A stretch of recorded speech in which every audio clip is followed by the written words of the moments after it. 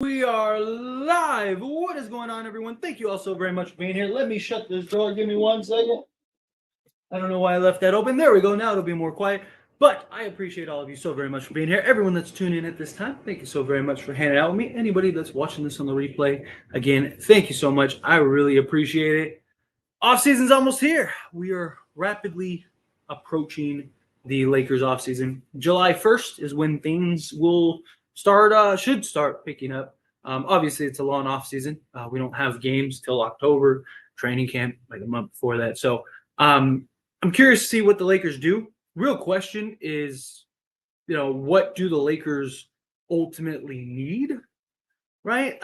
Obviously, a center. They need a big man badly. Got to get and try to find someone in that center position, whether it's through free agency, say, Brook Lopez or something like that, or maybe go a veteran guy, or via trade, like, Miles Turner, or you trade for DeRozan and Drummond or something like that. Or they kind of stick with the young guys, right? They sign Colin Castleton, who I think has an opportunity to make a roster. I just don't know how much I want to lean heavily on like him and Mo Bamba.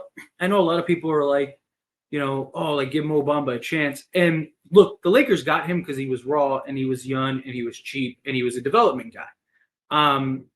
The concern though with that is obviously he's inexperienced, doesn't have like the understanding, he's raw, gets into foul trouble, all of that stuff.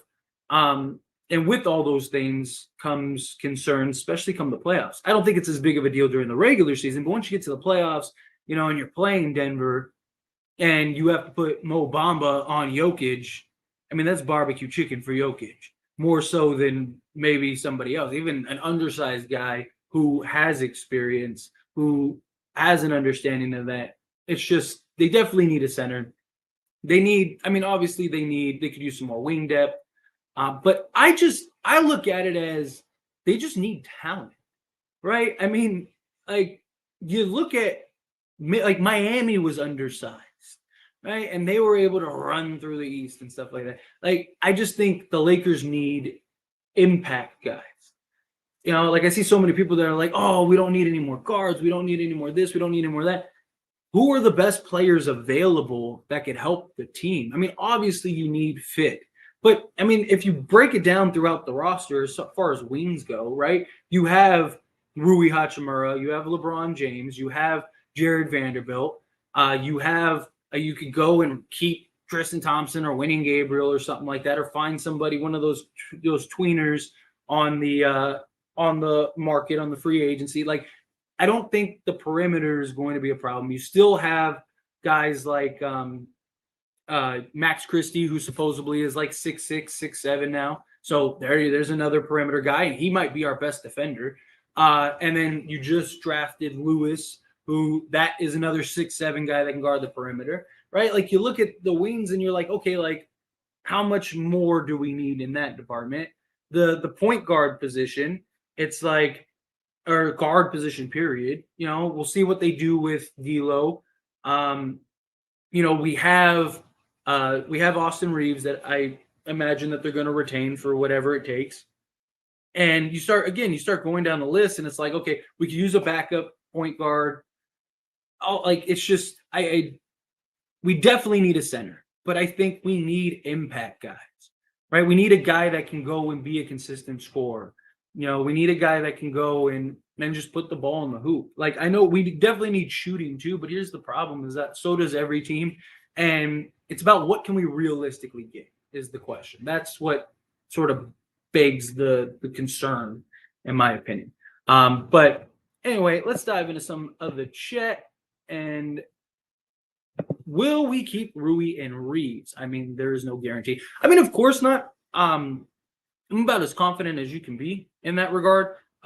All signs point to they're at least keeping Reeves for whatever the asking price is, which makes sense. I mean, at most he could get is like 4 years, $100 million, somewhere in that ballpark.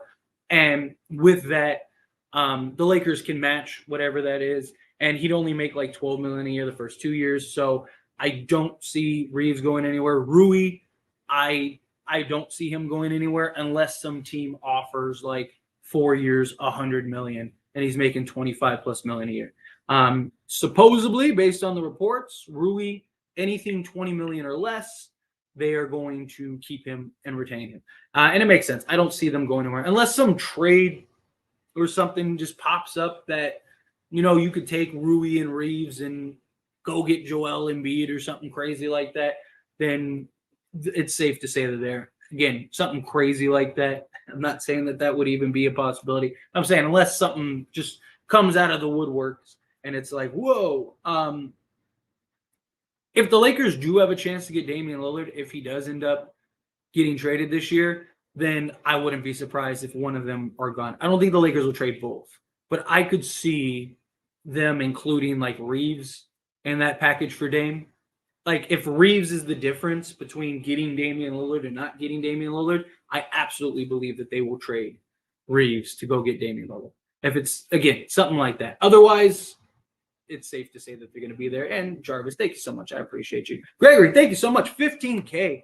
It is. It's been remarkable.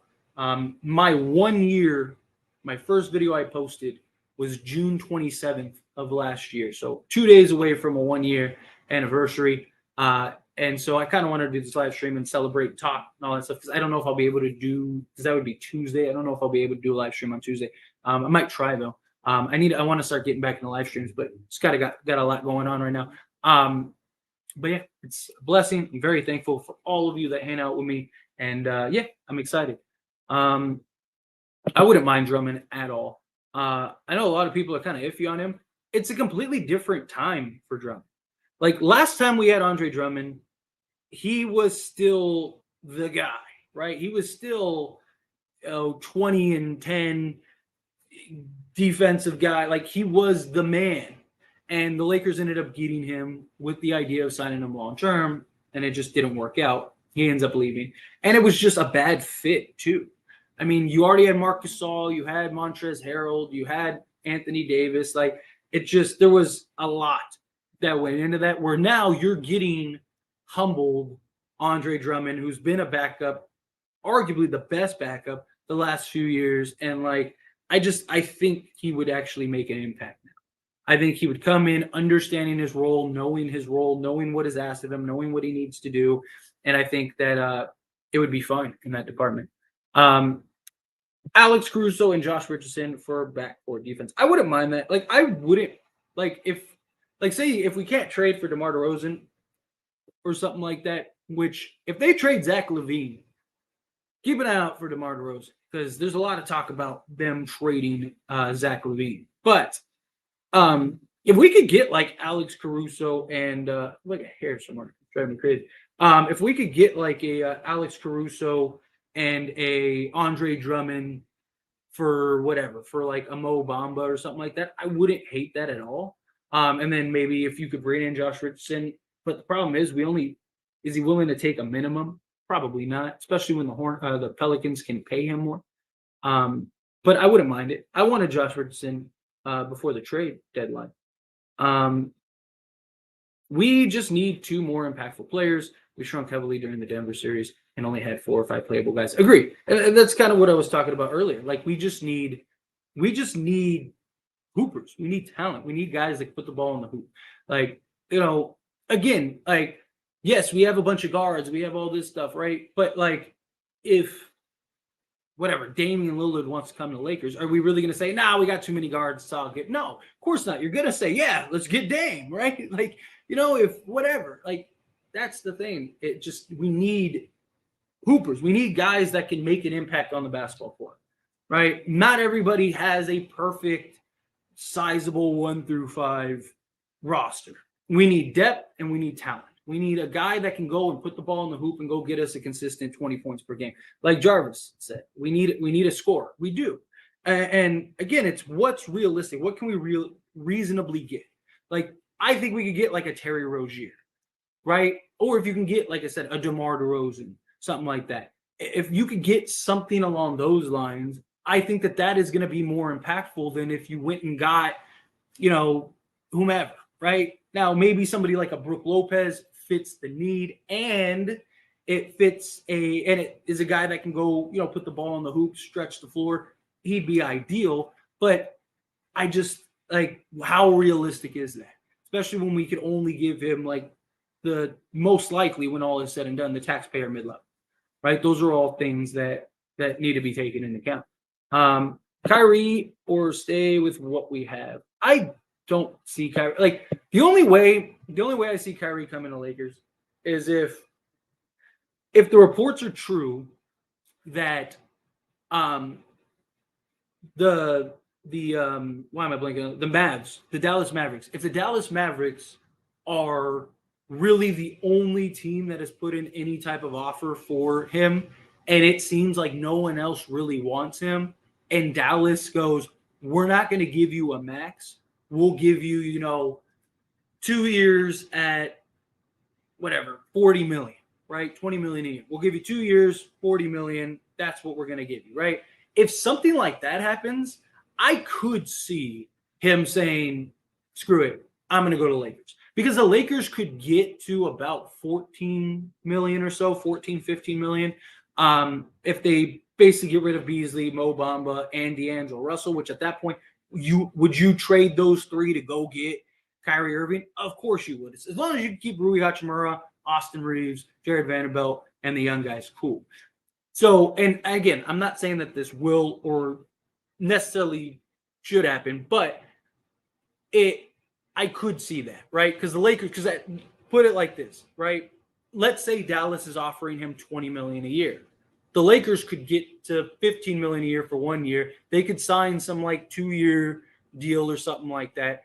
He would make more than that extra 5 million being in LA, right? With endorsements, brand deals. He just got a new shoe deal, right? So him on the Lakers next to LeBron James, you don't think that that's going to bring more attention to his new shoe and stuff like that? Like all of those things, I think are very significant, right? I think all of those things are factors that could in play. But if they offer him, like let's say they're like, hey, we'll give you 2 years, 25 million, then I don't think the Lakers have a chance. Because now you're talking a $10 million gap. Yes, he could probably make that money back, but at least that's guaranteed money. So that would kind of be my thing. I always like DeRozan. I like DeRozan too. I would love to have DeRozan. Like if the Lakers could find a way to get DeRozan, I'm with it. Lakers could have definitely beaten the Nuggets. No need to blow it up. I need LeBron and AD to be healthy. Darvin Ham to not be make adjustments. Look, I absolutely think the Lakers. I mean that every one of those games, the entire series was decided by 24 points. The entire series was decided by 24 points. So I think the Lakers would be fun. We were close. What do you think of Mitchell Robinson for Beasley and the new 17th pick as all things go through Joker in the West? I don't hate it. Question is, would the Knicks do that? If the Knicks would, I think yes, because Mitchell Robinson and Anthony Davis would be a terrifying front court. I mean, obviously there's some concerns with Mitchell Robinson, but I do think he's a guy, like he kind of fits what the Lakers need as far as a center. And if that is obtainable, it would, you're losing JHS, which, may or may not bite you in the butt at some point. You can't really miss what you don't have yet, right? I mean, yeah, the Lakers have him, but he hasn't actually started playing. So if you could get Mitchell Robinson, I think that makes a lot of sense. So if you could do Beasley in the 17th pick and get Mitchell, cool. I wouldn't mind. So there was the report. It was a Knicks report that the Knicks are looking to move Toppin if they just kind of decide to go another direction and can't move like Randall or something like that because Toppin wants more playing time. I wouldn't mind if the Lakers could figure a way to get him and Robinson because the report said that they'll help Toppin get to where he wants to go. So rather than just trading him somewhere to trade, because you're not going to get a huge return from Toppin regardless. So that would be kind of the idea. I wouldn't mind something like that. But again, would the Knicks sticking to just the Robinson thing? I don't know if the Knicks would do that. And what do the other packages look like? If they can, I say yes. If the Lakers can, absolutely. Are you going to start a free agency live stream? I want to start getting back into live streams. I know I was streaming nearly every day. But I definitely want to. We'll see, because that's what, Friday. So we'll kind of see how my week goes. Like I said, I got a million things going on right now, but I would like to. Um, you think they could still trade for still could trade Jalen Hood? Absolutely. Um, so I talked about this in a video. The Lakers couldn't legally trade Hood until um, July 1st. So the hope was that Woj or somebody would have broken some news that the Lakers have worked out a deal and they drafted Hood for said team, right? So say the Pacers, right? Like the hope was that the Lakers drafted Hood for the Pacers, which still could be the case. Like July 1st could come here and boom, all of a sudden we get the news that they've been traded. I've seen a lot of people say like, "Oh, they've posted them on social media. They posted them. Like, what are they like?" Of course they are, right? Because one, you can't legally like make that announcement trade, and two, like, what if that falls through between now and then? Like, there's so many variables, right? I mean, great example. Uh, Mike Dunleavy said Jordan Poole was going to be a Warrior the next 4 years, and 3 days later he was traded for Chris Paul. Like, again, they have to show face. You have to do all that stuff. Again, I'm not saying that they are going to trade them. I'm not saying that there is a deal in the work. I'm just saying that don't be shocked if that ends up happening, right? Look, Rob Pelinka said himself that the goal is to build a championship team. And if they can find something that makes sense, they're going to do it, right? You think if they could get DeMar DeRozan or, like I said, a Damian Lillard or something like that, you don't think they're going to go, no, we posted Jalen Hood on our social media, so we can't trade him. No, here you go, man. There you go, take him. You think if they get Buddy Hield and Miles Turner, you think that they're going to say like, man, we posted Jalen Hood on our social media. Like, man, I guess we can't. Of course not. Here you go. Take them. Like, it's just how it works. So, yes, I do think that they could absolutely still be traded. I would only trade Reeves for Dame, the only person. Likewise. Yeah, I mean, so I had somebody ask me, I wish I remembered who it was, but I had somebody ask me in a comment, like, oh, do you think that like would you like if Buddy Hield and Miles Turner are on the table and you could trade, but you have to give up Austin Reeves? Would you do that? Personally, I think yes. I think the correct answer is yes. Like, I love Austin Reeves. I want to see Austin Reeves as a Laker. I think he makes a huge impact. But if you can get Miles Turner and Buddy Hield for, say, Beasley, Mo Bamba, and Austin Reeves, it's kind of hard to say no to that. Because now you have Miles Turner and Anthony Davis as your future front court for now and the next 5+ years. And I think that team with Rui Hachimura, with Jared Vanderbilt, you could still keep D'Lo, which now D'Lo basically could supplement that.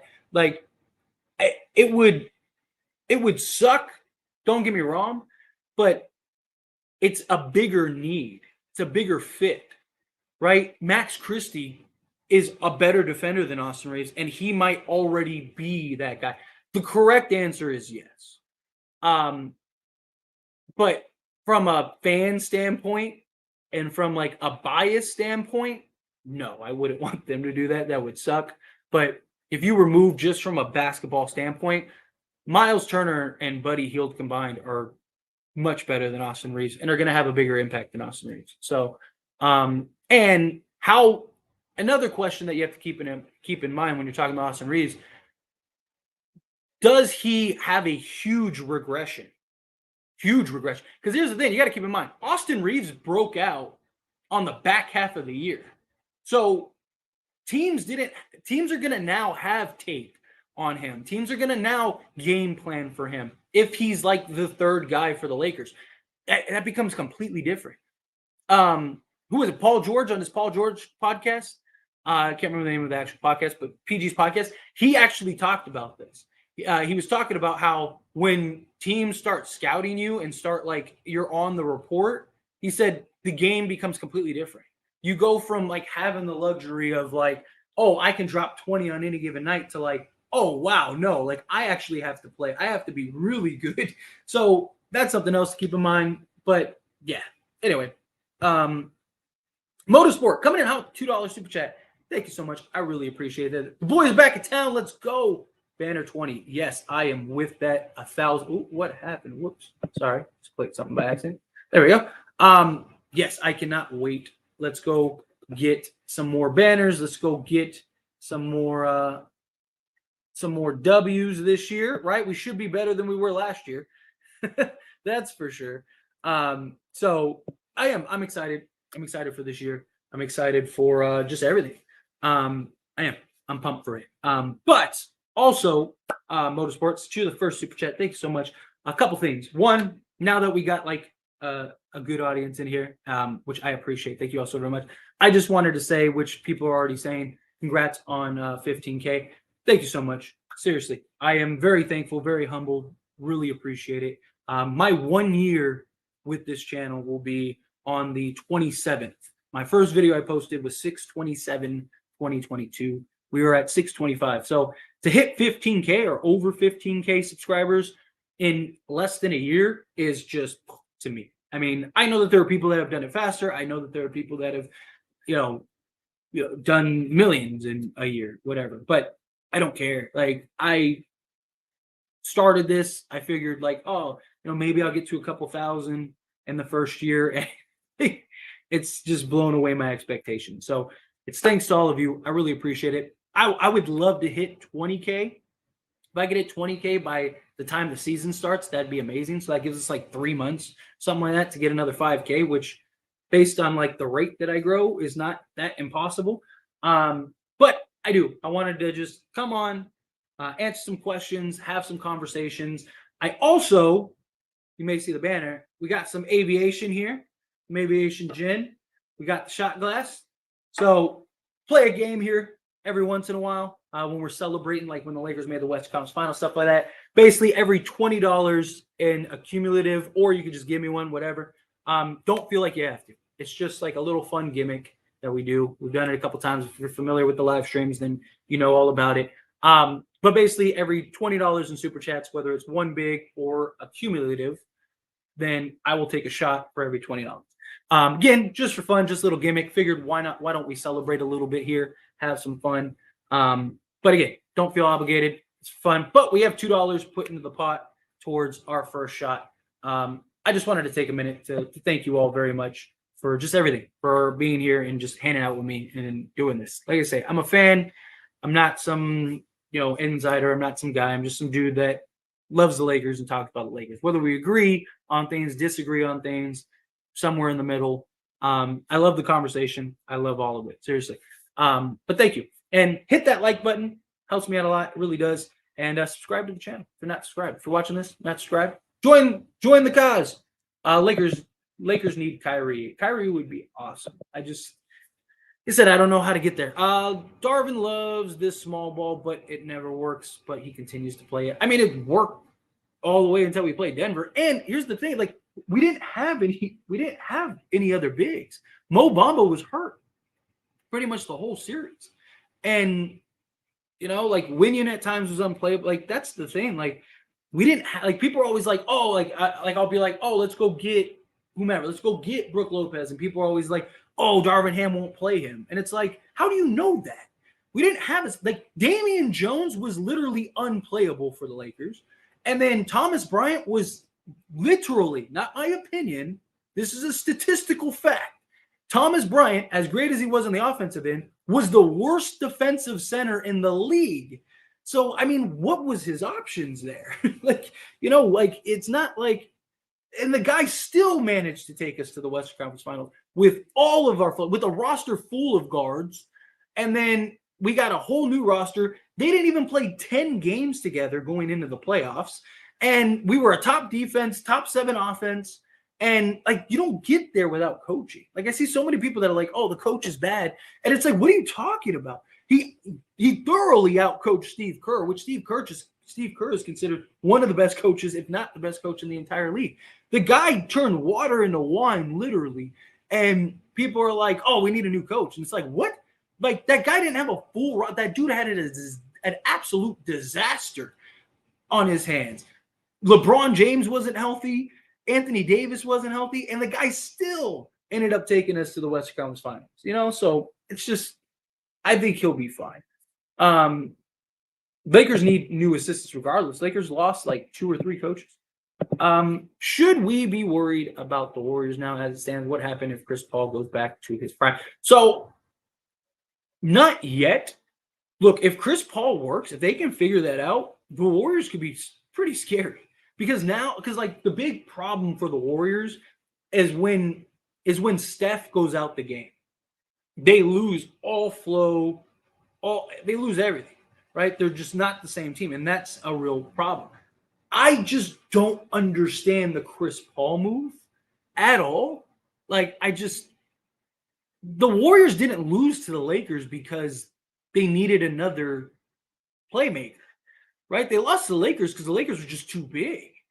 And nobody else showed up outside of Steph outside of like 2 games, right? Like, in my opinion, you're telling me you couldn't have taken Jordan Poole and traded him for, Capella or something like that, or traded him for Miles Turner or something. Like, go get something like that.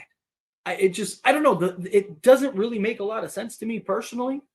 I think 2 things. I think 1, it was clearly a salary dump, and 2, I think the hope is that they can make it work. But Chris Paul doesn't fit their offensive sets. Like Chris Paul just doesn't make any sense front to back.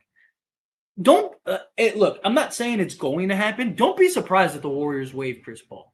Maybe they don't do it going into the season, but I wouldn't be shocked if Chris Paul is waived by like the deadline. Because like, if they figure it out, it could work very well for them. I just don't think it's going to be I think it's going to be a clunky fit. Is he going to be willing to come off the bench? Because that's the only thing that really makes sense. The guy was still a top 5 point guard in the league at every metric. He still was top 3 in assists this year. He led the league in assists the year prior. Like, the guy is still a starting level point guard. So is he going to go from that to I'll take a back seat to Steph? Does he close games? Right? Like, all of those are real questions that I don't think make sense. And I don't see happening. Are you really going to run a starting 5 and a closing 5 of Chris Paul, Steph Curry, Klay Thompson, Andrew Wiggins, and Kevon Looney or Draymond Green? Is Draymond Green going to be happy about not finishing games? Right? Like, it doesn't make sense. So does Klay go to the bench? Right? I don't know. It's going to be interesting. It's going to be interesting. I think we are keeping the pick and building for the future, in my opinion. Look, I think that's the plan, right? But if something comes along, Rob Pelinka is going to do it. Like, if we go through the offseason and there isn't anything there that makes sense, then they're not going. Then of course they're just going to keep the picks and they'll just continue going in the direction they're going. But if at any point there is a trade that the Lakers go, oh, that makes sense, they're going to do the trade, right? Like, that's the thing. Outside of LeBron James and Anthony Davis, nobody on that roster is safe. Not even Austin Reeves, not even Rui, nobody on the roster is safe if they find the right trade. And that's how it should be. If they're really trying to compete for a championship. So I think the plan is to, if something comes along, to trade them. But if we have to keep them, who cares, right? It's a win-win. If you find a deal that makes sense, beautiful. You just got something that made you that much better. If you don't find a deal that makes sense, okay, fine. We keep our players and we're still good. Like, it's a win-win. It was an absolute surprise. We made it to the Western Conference Finals. Fan coaching will not get us to the finals. Exactly. Like, the guy took us to the Western Conference Finals despite all odds. I don't think that they were implying because we lost some coaches Several coaches went to join Frank Vogel with the Phoenix Suns, so we do need some other coaches. I don't think that that's what the comment was about, but yeah. Caruso Reeves backcourt would be fun. I do like that idea. Do you think Lakers should have drafted Cam Whitmore? It depends on. So there was a report that the Lakers highly considered it. Not if his medicals were that bad, right? Like the problem is we don't know exactly what the medicals were. We know he had a thumb problem, right? So, but outside of that, all the reports said that he had really bad medicals, that the medicals were terrible. If that's true, then do you really want to take that risk at 17, right? Like, especially if the Lakers are trying to find an impact guy, a guy that can help now and potentially be good for the future. That's kind of what the Lakers were looking at. I wanted Whitmore. I did. Like, I was shocked that he fell. What did he get drafted? 20th? I was shocked he went 20th. But I mean, we've seen stranger things, right? Look at Denver. That's how Denver got Michael Porter Jr. And there were real questions about him. Like, I think it just depends. But I like Shafino. I do. I really like Shafino. Red Pill coming in hot with $2 super chat. Thank you so much. We cannot trade Beasley unless we get a shooter back. Not necessarily. I mean, look, Beasley by himself isn't going to fix the Lakers' shooting woes. Getting another shooter probably isn't shooting the Lakers' shooting woes. When the Lakers won the NBA championship, we were 27th, I think, in three-point shooting. Wasn't a problem. We made the Western Conference Finals this year we were 26th in the league this year without shooting. I don't think that that's the Lakers' game plan. I don't think that that's what the Lakers are trying to do. I think that they are just trying to pound the paint. And if they can get shooting, then absolutely they'll get shooting. But Lakers need several shooters. And I just don't think that we're going to be able to get 3-4 shooters that are going to just change the landscape of the Lakers from one of the worst shooting teams in the league to one of the best. So I just think at that point, just go get the best players. Go get the best talent that you can. Go get scoring. Because at the end of the day, we need scoring, right? Would we rather have Malik Beasley that one game could give us 20 and the next game could give us 0 or 2 or something like that and go on these long stretches to where he's going to give us,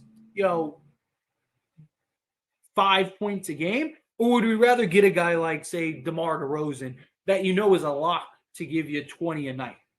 I would give me the guy that's a lock to give me 20 a night, right? Like, I just think the Lakers need scoring. The Lakers were the best defense in the league. So you got that covered, and that wasn't because of Beasley. So if you have the defense that can stop people, you just at that point need to score enough points to win. Obviously, I want shooting. I'm not saying just sign a bunch of guys that can't shoot. But I'm saying if you could get DeMar DeRozan for Beasley, you trade Beasley and you go get a DeMar DeRozan. Is my point. But Christian, thanks so much. Really appreciate that. What do you think of Jackson Hayes? I like Jackson Hayes. I don't think the Pelicans would trade him now. But I think he's solid. I think he has a lot of potential. I feel like he's kind of just squandering on the Pelicans. I think if he was in the right situation, more people would be hyped on Hayes. Hayes has a lot of just intangibles, a lot of good things that I just think he needs to go to a situation where he can play more. What's going on, Preach? What is up? Appreciate you. Thank you for being here. Thank you, everybody, for being here. I really appreciate that. What are your honest thoughts on Victor Wembanyama as it stands? Do you think he is undersized? Height-wise, no. Frail size. At glance, yes. But we've seen frail guys have success. So I think and he has the tool. He's probably going to be a power forward. Is probably what he's going to be. He's probably going to be a mid-range perimeter guy that can take guys off the dribble and get to the basket. I don't think he's ever going to be back to the basket, bang down low, bump them finish. Like, I don't think he's ever going to be that kind of guy. I think that's what makes him the idea of him so special.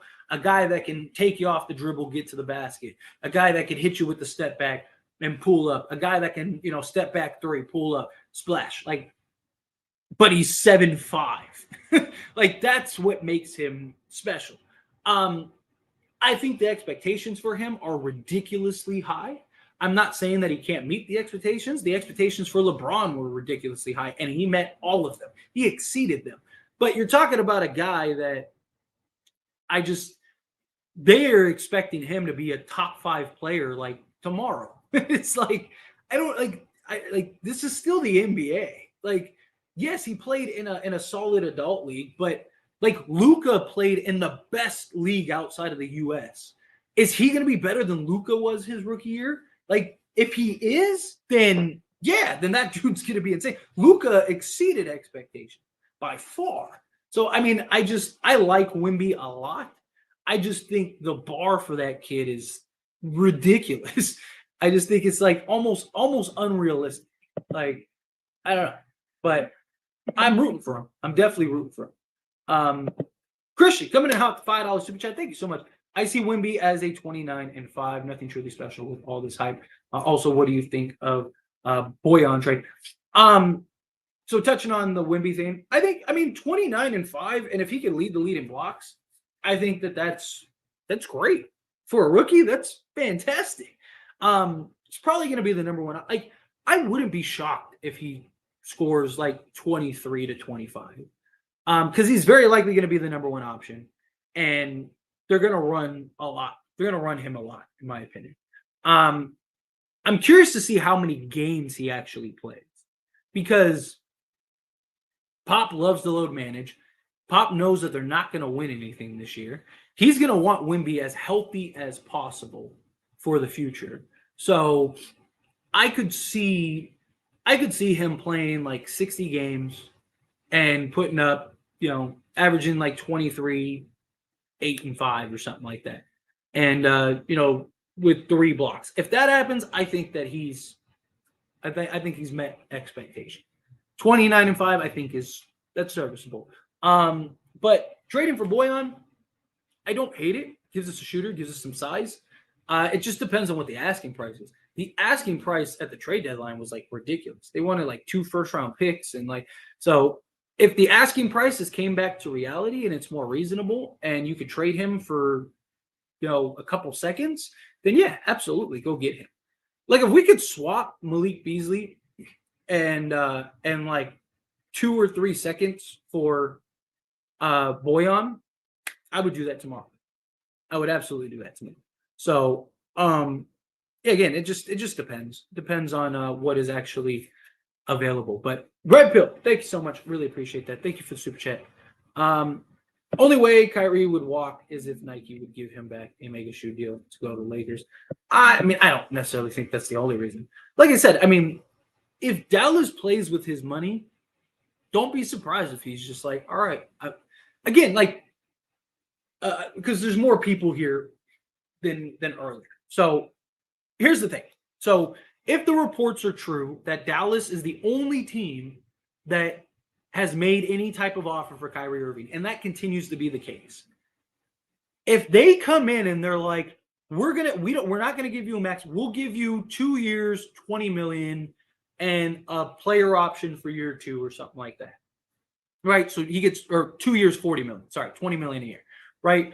So he would make $20 million this year. The Lakers could get to like 14, 15 million in cap space. You don't, if Kyrie really wants to go to the Lakers, you don't think that he would say, I could go to the Lakers for $5 million less than what Dallas is paying me, and I get to play with LeBron, I get to contend for an NBA championship, I got all this talent already around me, we're winning? Of course he would. Because he's got a new shoe deal, so he's got money again. And on top of that, he would make that $5 million or more off of just brand deals, endorsements, whatever connections LeBron can connect them to. Like, at that $5 million would be silly.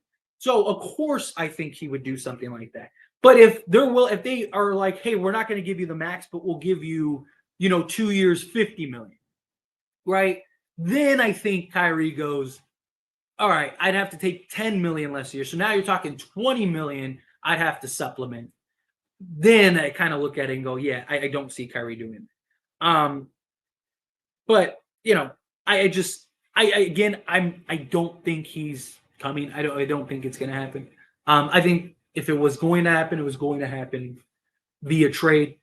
But now it's kind of like unless Dallas screws it up, which I don't think they will. I don't know if they'll offer him a max, but I think they'll give him close.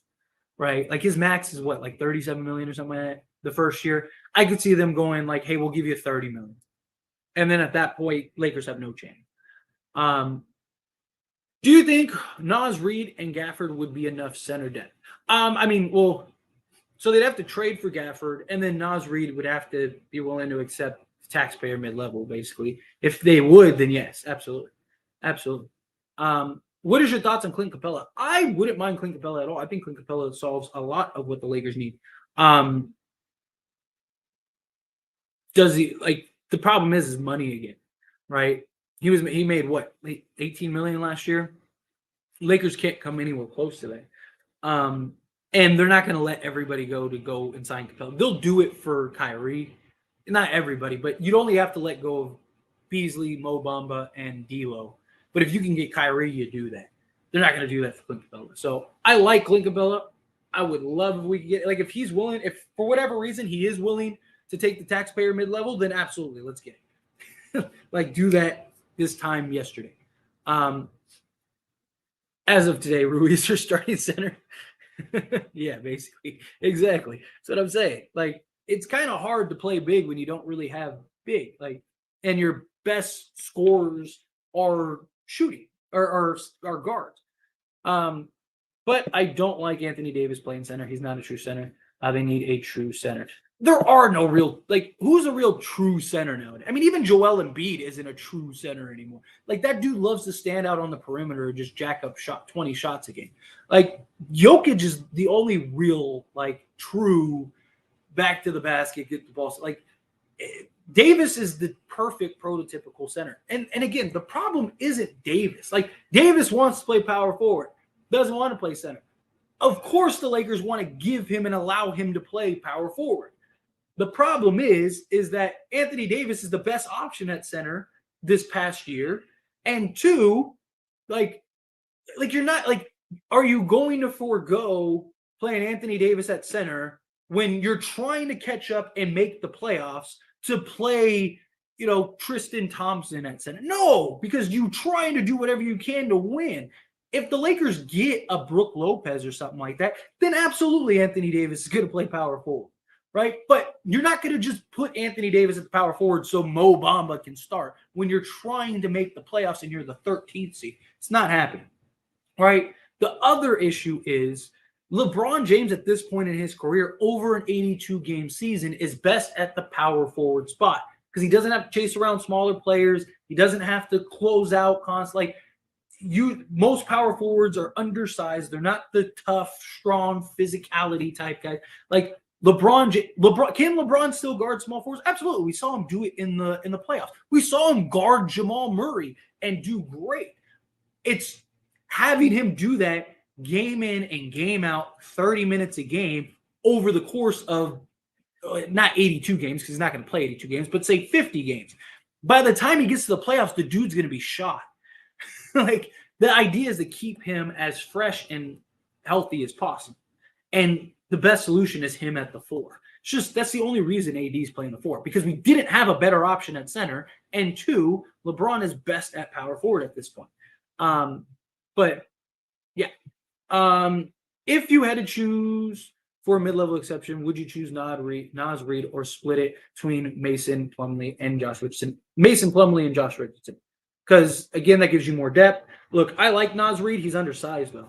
He doesn't solve what many people want a center for. Many people want us to go get another center because of Jokic, because we have to go through Jokic. Nas Reed doesn't solve that. Nas Reed is great. I love Nas Reed. If Lakers sign Nas Reed tomorrow, absolutely. I love it. But Plumlee gives you a bigger body, more physical, athletic, kind of again, you're not stopping Jokic, but it's about throwing guys at him and wearing him down. It's how the Lakers beat him in 2020, right? You threw McGee, you threw Howard, you threw AD, right? You just keep throwing guys at him and wearing him down over the course of a 7-game series. That's the goal. You get a guy like Mason Plumlee, he can help in that regard. Nas Reed, I mean, he's getting bumped off, and Jokic is going to act like he's not even there. And then on top of getting Mason Plumlee, you also get a guy that can be a 3-and-D type guy for you. Yeah, I'd take those two. You sign Mason Plumlee if he wants to be a Laker. Yeah, one of the best athletes. Yeah, absolutely. Great.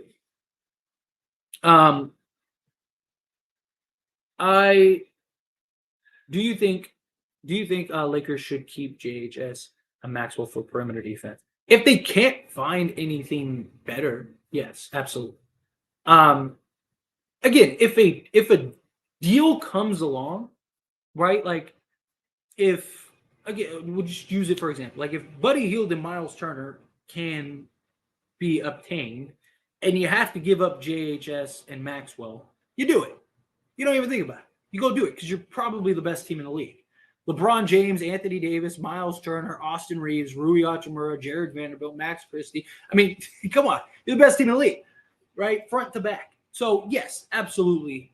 If you can, you do it. But if that isn't an option and, like, the best you can get is, like, I don't know, Bojan Bogdanovic or something, then I don't know. I probably keep those guys. I think it just depends on what is out there and what can the Lakers realistically acquire. I am actually really pumped for Castleton. I think Castleton can make. I wouldn't be surprised. I really think he makes the roster, and I really think I wouldn't be shocked if he gets rotation minutes. Got baby hands, 7 foot. Dude can't catch. Yeah, but he can do a lot of the other things. I was laughing about Plumlee. But he is decent. He is. I mean, again, you don't need some like super crazy elite guy. I mean, it'd be nice, but those rookies that Lakers drafted are for a future. We're trying to win now. Need to trade for Buddy Hield. I was trying for a veteran player with experience. Same way. I mean, I absolutely believe if the Lakers can find something, they will. They're not just going to trade them just to trade them, but if they can find a deal that, like, if you can take those two and go get Buddy Hield and Miles Turner, obviously you'd have to throw in other stuff, Mo Bamba, Malik. If you can do that, then the Lakers will do that. What's up, Tyler? Any moves from the Lakers? Did we re-sign Reeves and Rui? Not yet. So they can't officially do that till July 1st. I'm sure in the next couple days we'll probably start hearing rumors about it because that's what Friday. Friday is the day. So look forward to start hearing news ramping up about them starting to sign guys or interested in guys and stuff like that. But yeah, so far nothing yet. It's going to be probably quiet for a couple days.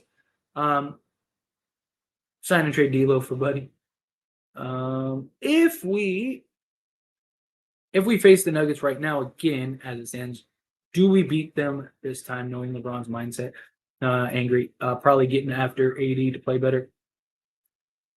If LeBron James and Anthony Davis were healthy, we would have beaten them. I don't think it was so much. Again, every game was this close. If you had a LeBron James that could play 4 times a night like he did in that game 4, then the Lakers would have beaten the Nuggets. The problem is he couldn't. He just couldn't. And if we would have had regular season LeBron James before injury, we would have gotten, scoring title chasing LeBron James, we would have beaten the Denver. So yes, if LeBron James is healthy right now and you ran it back today, yes, the Lakers beat the Denver Nuggets, at least in my opinion. I am not trading Reeves off limits. Reeves is not off limits. Reeves is really good. I like Reeves a lot. But again, he's not going to beat some superstar. He's already 25. The guy, I think he will get better, but we can't overvalue Austin Reeves, right? We just can't. If you're telling me if you could get Damian Lillard, you wouldn't trade Austin Reeves? If if Portland calls you right now, preach, and they're like, we will trade you Dame for Austin Reeves straight up. You're telling them, nah, sorry, Austin Reeves is off limits. Now, that doesn't mean you just trade Austin Reeves just to trade him, but like if you can find a deal that is better, that helps you win now, and Reeves is the difference, then no, you go and you trade Austin Reeves. I love Austin Reeves. Austin Reeves is great. But how is he going to be this year when teams have tape on him? Teams know what he's going to try to do. Teams know that he's basically the third option. All of that. Go watch Paul George's podcast. He talks about it, and it's brilliant because again, he didn't emerge until the back half of the season, and now teams have seen what he's done in the regular season. They've seen what he's done in the playoffs. You don't think teams are going to have him on the scouting report now? Of course, which means now teams are going to be trying to lock him down, especially when like LeBron James is out or Anthony Davis is out. And look, I'm not saying that Austin Reeves still can't go get you 20 or whatever, but it's not going to be as easy as it has been. Also, do the refs help him as much as they did? Right? Now with they're trying to change those rules and stuff. Is he going to be a guy that's going to be able to go and get all those tic-tac fouls he was able to get over the course of the season, right? It's, again, like, you know, we got to put things in perspective, my point. Also give young guys a chance to grow with minutes. Let's see. Lakers should try to get Murray from Hawks. I would love that. Love that. Team's game plan for everyone. Good. Exactly. CP3 to the Warriors trade to me was a keep away from Lakers trade. That's kind of how it felt. It doesn't make any sense to me. It just doesn't. Look, if it works, they could be pretty terrifying. I just don't see it. Let's see. I am not trading Austin Reeves. He is the only one ball handler stressed off of LeBron James and shot the ball at a high percentage.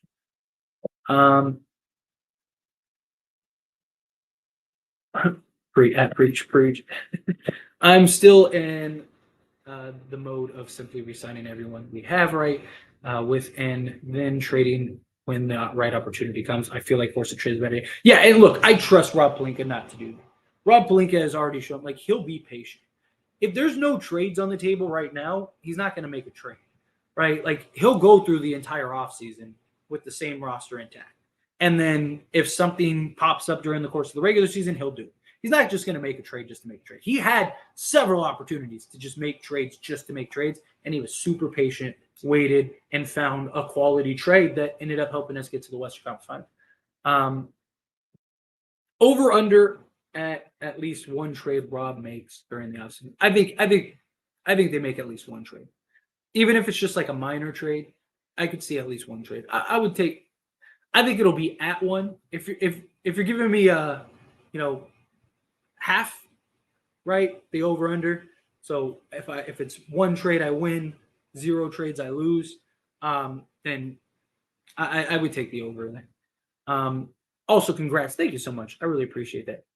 Cole Schweider, potential Beasley replacement. He could be. He absolutely could be. He has the potential. He's just got to be like not lost out there. It was the problem. I would only trade Austin Reeves for Damian Lillard or for some star player along with their trade for that. That's it. Yeah.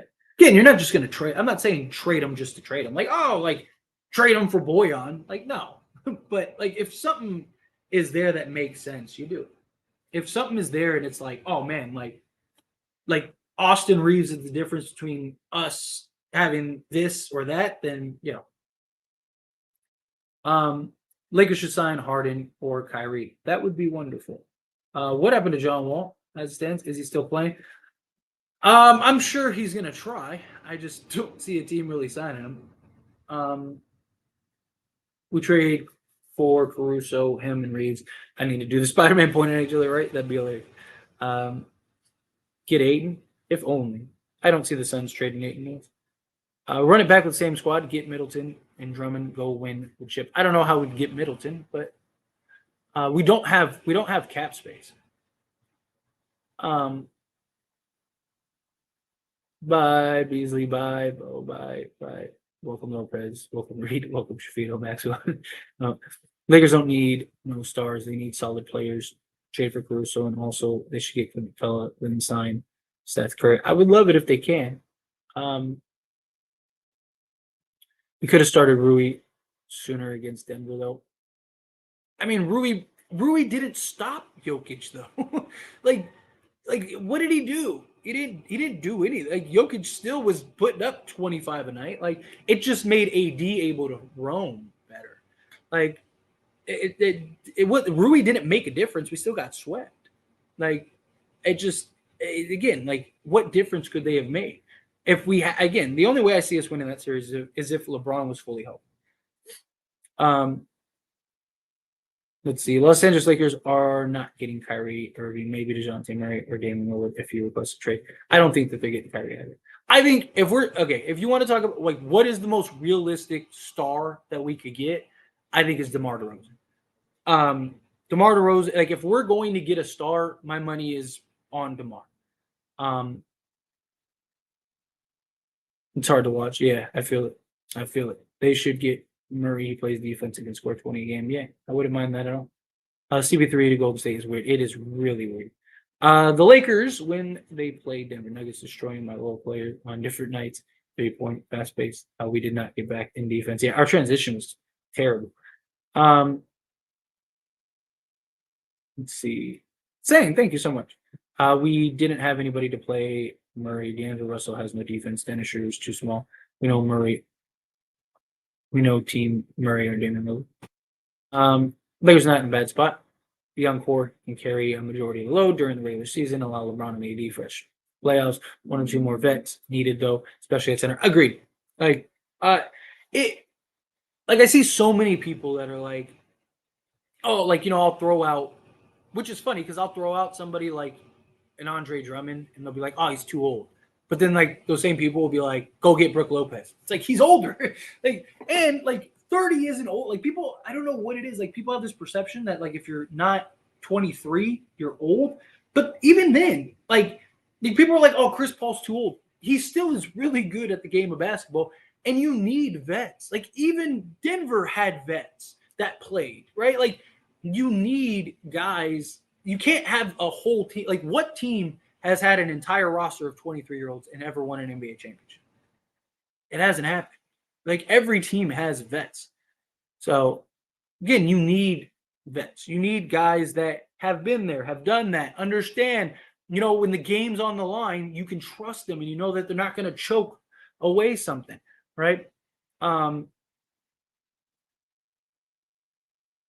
Let's see. Why don't people want D'Lo? They're acting like he's Westbrook's trade value. Like, why does Lakers Nation not want D'Lo, or why do teams not want to trade for D'Lo? Because I do think teams would trade for D'Lo. I think Lakers Nation, or most people in Lakers Nation, don't want D'Lo because of recency bias, because he was so bad in that Denver series. But they also forget we don't even get to that Denver series if it wasn't for D'Lo. Like D'Lo single-handedly saved us in that Memphis series. We probably lose to Memphis if it wasn't for D'Angelo Russell. And he had some big games and some big moments in that Warriors series. That would be hilarious. UC Suns trying to sign John Wall. Defense is going to be terrible. Look, they just need bodies is what they're trying to do. Salute everybody. What's going on, Bucky?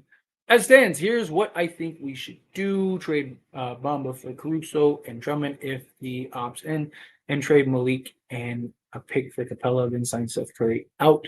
Because isn't Clint Capella a free agent? Which means we would have to sign and trade, which would hard cap us. The Lakers aren't going to hard cap for that. But I wouldn't mind the Caruso and Drummond. Do you have a backup channel called AIS Lakers? Yes. So that channel was originally me and a buddy of mine, Jake. We were starting it together. So I had this channel, and then he was like, oh, man, I'd like to do that. But I wanted this to kind of just be me. So we're doing the AIS Lakers channel together, and he just can't do it right now. Maybe at some point he'll come back or whatever. But that channel was already monetized and was doing well. So I was like, I don't want to just like let it go. So I was like, I might as well just keep posting to it and then just post like different things, right? So it's not like repetitive. So like you're not watching a video on this channel and then the same video on that channel, although it's two different like channels, different viewers, stuff like that. But I want it to be different. Like big news, big things, I might just kind of replicate there. But the day-to-day videos are usually different. And just because again, like it was monetized, it was growing, it has like almost 4K subs. I was like, I don't want to like I put the work into that. I don't want to just let it go. So yes, I do have a backup channel now. So now I have two Laker channels, both under the As It Stands banner, which is fine. Because I mean, look, that channel could help this channel grow. This channel could help that channel grow. I'll never get tired of talking about the Lakers. And there's always going to be new people that never see this channel that see that channel, right? And vice versa. So, you know, if you want to go subscribe to that channel, I'd appreciate it. It would mean a ton. But yeah, so yeah, now I officially have two Laker channels, which is awesome. So, hey, like I said, I'll talk Lakers all day. I'm all for it. I'm all for giving this roster as is a camp and see where we are at the deadline. I'm with that too. I'm not against that at all.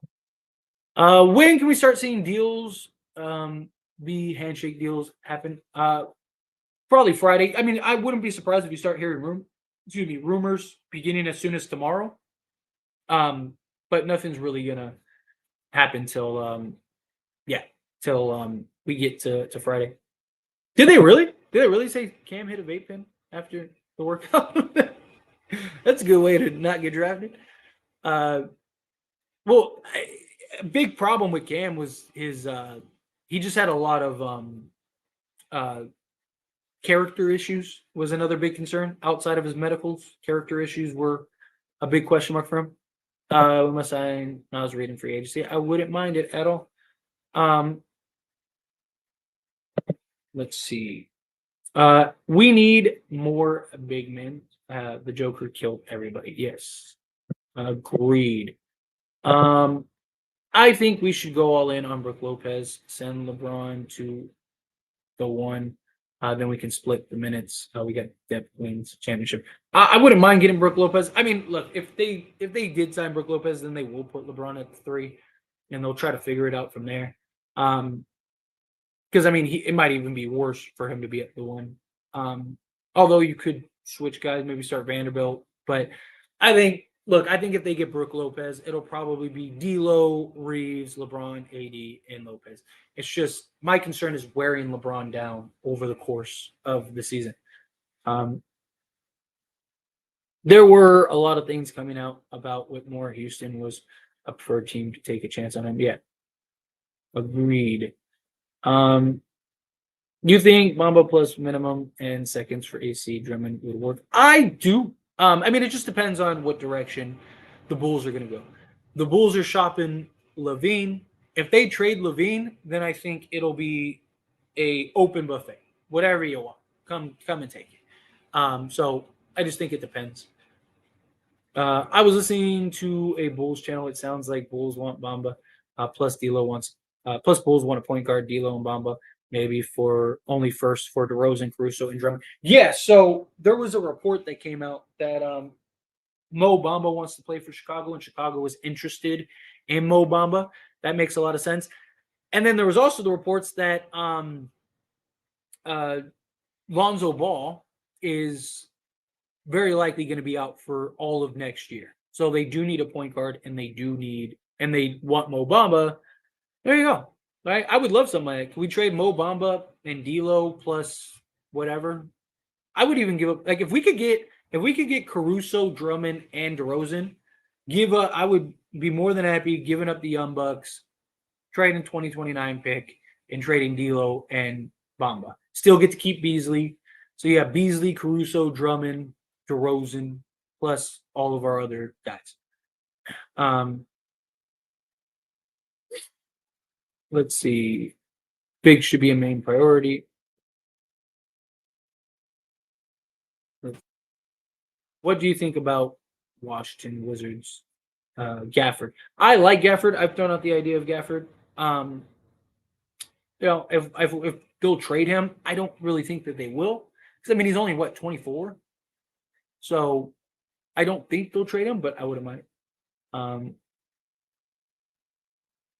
See, if we need scoring, we should get depth at center like Gafford. Talked about Mason Plumlee, go all in on Kyrie, become a luxury tax team. But if we want size, Brook Lopez, then send them down to point guard. Oh, absolutely. Yeah, because I mean, he's had nothing but Spurs around him his whole life. Similar to Porzingis, it's kind of how I feel too. Or Chet Holmgren.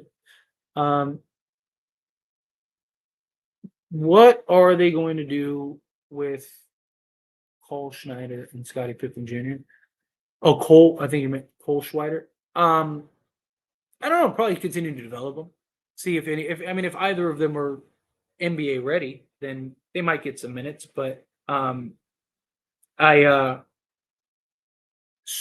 is the one that you should keep an eye on. Pippen Jr. probably continues to develop. Let's see. Trade idea. I really like the look of his Beasley for Wright and Gafford. If we can do it, we can solidify backup point guard. And my concerns, depending on the size of Rui, Deal's contract would be have enough cap for the taxpayer mid-level, and even enough to re-sign Walker. Gives us tons of mid-sized contracts to play with at the deadline once we see how impactful Max and the rookies can be. Yeah. I mean, if they can, I don't know if they would be willing to trade Gafford. I would love them to trade Gafford, but he's still young enough to kind of fits their timeline, right? 24. But yeah, I mean, if you could get Wright and Gafford, I'm with it. Do you think Lakers will keep or trade D'Angelo Russell? I think that they will look for a trade for D'Lo. If they can't find one, then they will keep D'Lo and maybe look to move him at the deadline or something. What's your record predictions for the Lakers for the first 30 games? I want to say 20-10, but with no LeBron, I'm guessing 16-14 at best, unless AR becomes an all-star. So LeBron said that if he had surgery, he'd be ready to go for the regular season. So my guess is that let's go on the assumption that happens.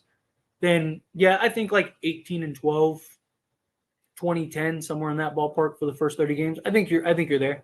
I think with our current roster, taking into account, LeBron probably misses 30 games, AD probably misses 30 games. Lakers probably land somewhere in like the 5th or 6th seed would probably be my guess. Because I think you're going to have teams that are going to go for it, especially the young teams. The young teams are going to try to go for that 1-2 seed.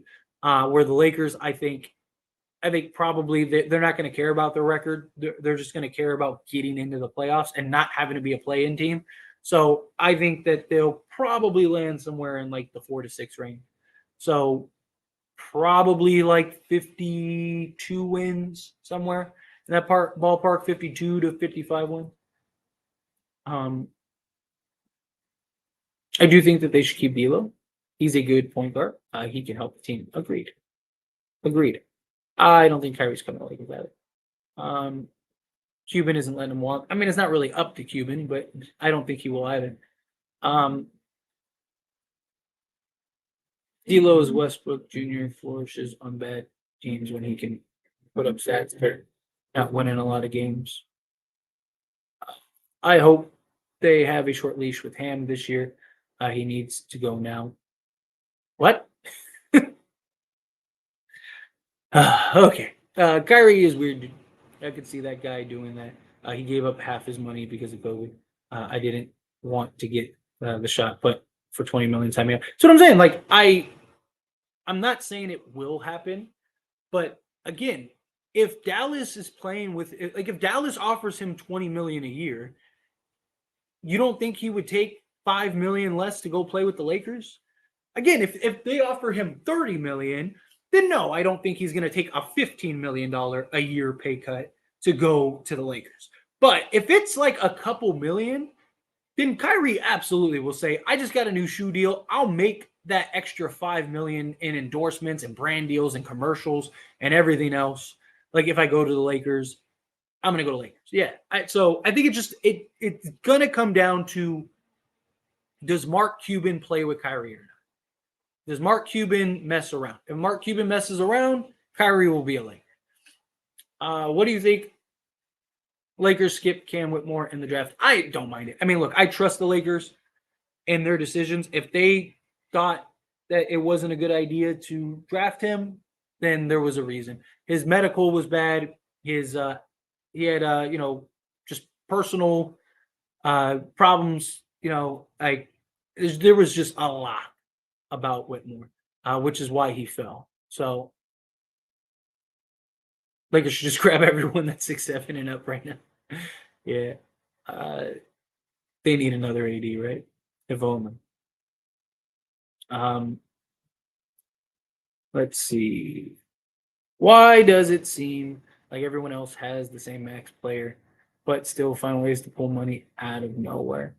Um, I mean, it just again, it depends on what's available and for those teams, right? Like, I mean, Lakers could go and trade for like the Lakers could have went and got Bradley Beal, like the Lakers could have went and got Kristaps Porzingis, but like, does that solve our problems?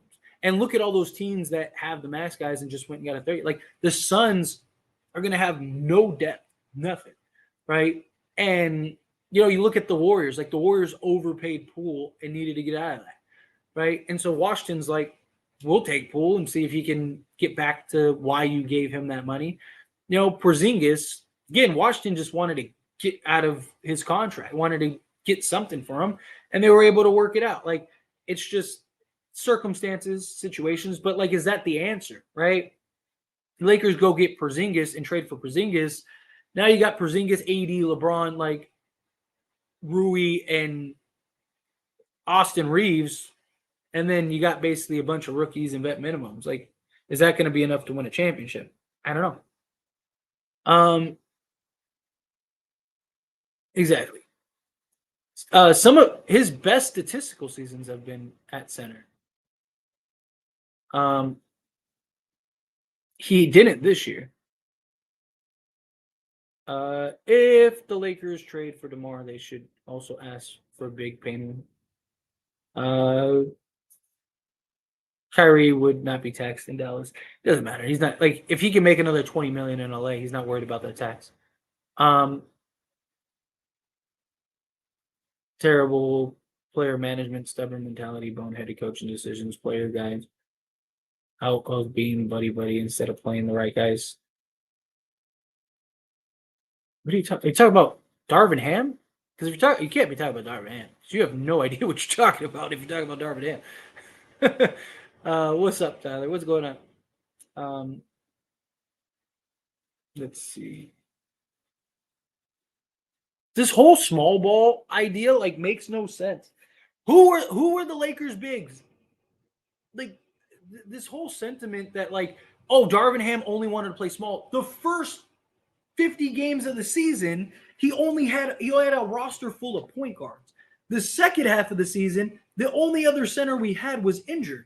Like, what bigs was he supposed to play? Mo Bamba was hurt the entire time throughout the playoffs, everything, right? Jared Vanderbilt is a liability on offense, and when we got to the playoffs, teams just started letting him shoot, and it became a problem. So we couldn't play Jared Vanderbilt. Rui Hachimura got play time, but our best players and our most impactful players were all our guards. Like, I don't like this whole sentiment that Darvin Ham just won't play big men. Like, doesn't make any sense, especially when he came from an organization that plays nothing but big men. Like, I don't understand where this whole sentiment of like Darvin Ham will only play small guys when you only have small guys. Of course. Like, when you only have a bunch of 6-foot guys, what are you supposed to do? You can't make them grow. You can't stretch them out. I've never understood that whole idea. And small ball, like every team in the league plays small ball. Like 4-guard lineups are like regular. Most teams do. I mean, Denver, what did Denver do? Denver put, when Jokic was out of the game, what did Denver do? They didn't put Thomas Bryant in. They put Aaron Gordon at the 5 and then spread the floor with 4 basically guards. Like, it just, again, I don't understand. Like, every team plays multiple guard lineups in today's NBA. That's what the NBA is now. And again, when you don't have a bunch of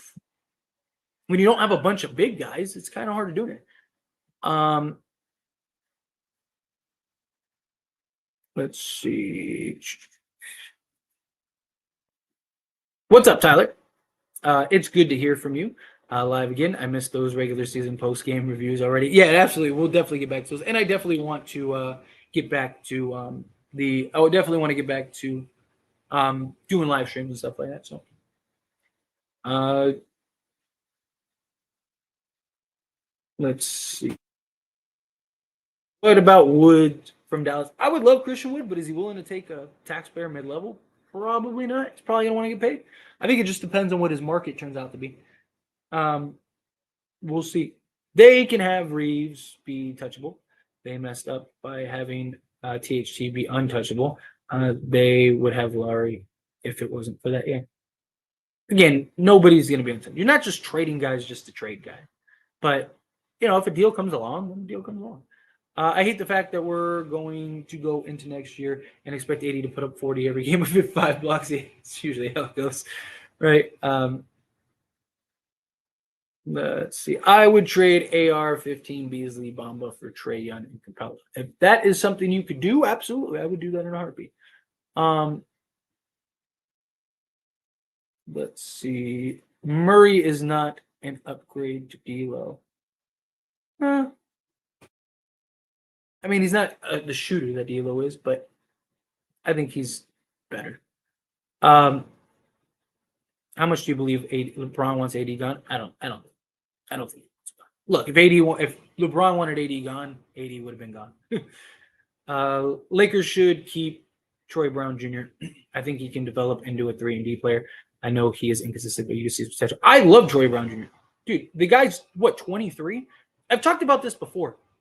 If the Lakers drafted Troy Brown Jr. last year, because he was old enough to have been drafted in last year's draft. If the Lakers drafted him that year, everyone will be talking about how we have the next, Jimmy Butler, Dwayne Wade. Oh my God, Troy Brown Jr. is going to blow up the league. Look at what he did this year. He's only 23. Lakers got an absolute steal.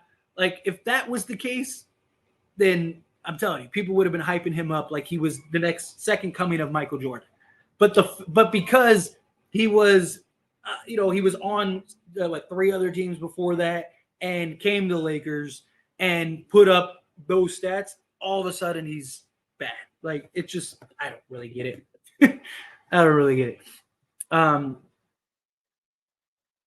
Let's see. And we got Jordan coming in hot with the $5 super chat. Thank you so much, Jordan. I really appreciate that. We need to get bigger. That's how we won in 2020. That's how Denver won. But again, Denver had Jokic. Outside of that, they didn't play any other bigs. When Jokic left the game, what did they do? They put Aaron Gordon at the 5, or at times Jeff Green at the 5. They went small. They didn't stay big.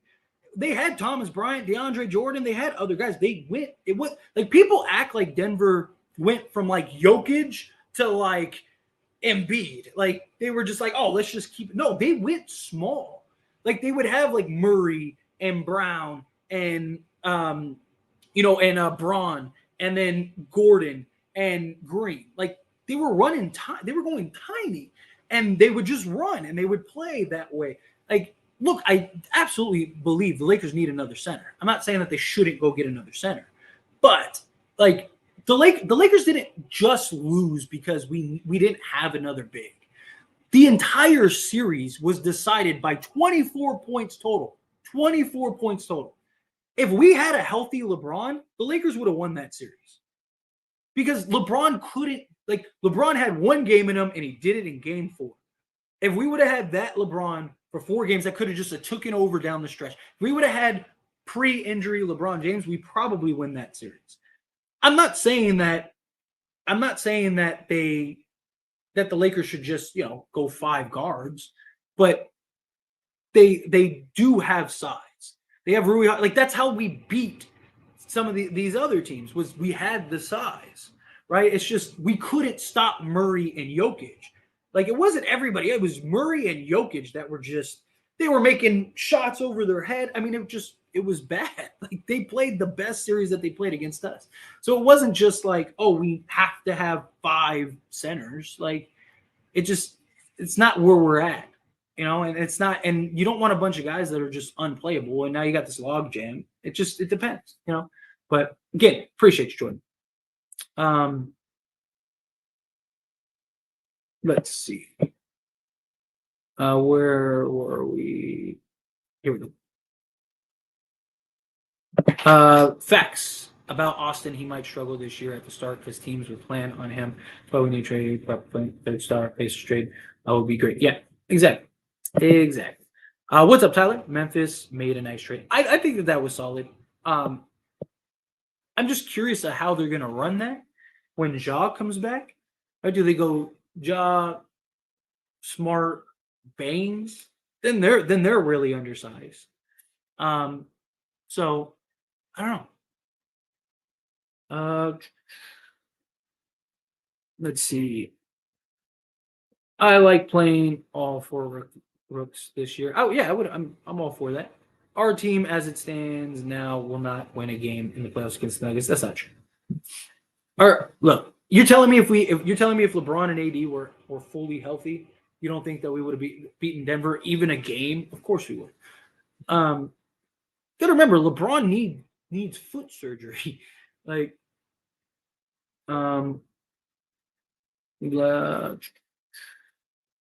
DeMar doesn't help. A 27-point a game guy who was like top 5 in clutch and was the most clutch player in the league 2 years ago, you don't think wouldn't help? And his daughter to prevent the free throws, right? DeMar would absolutely help.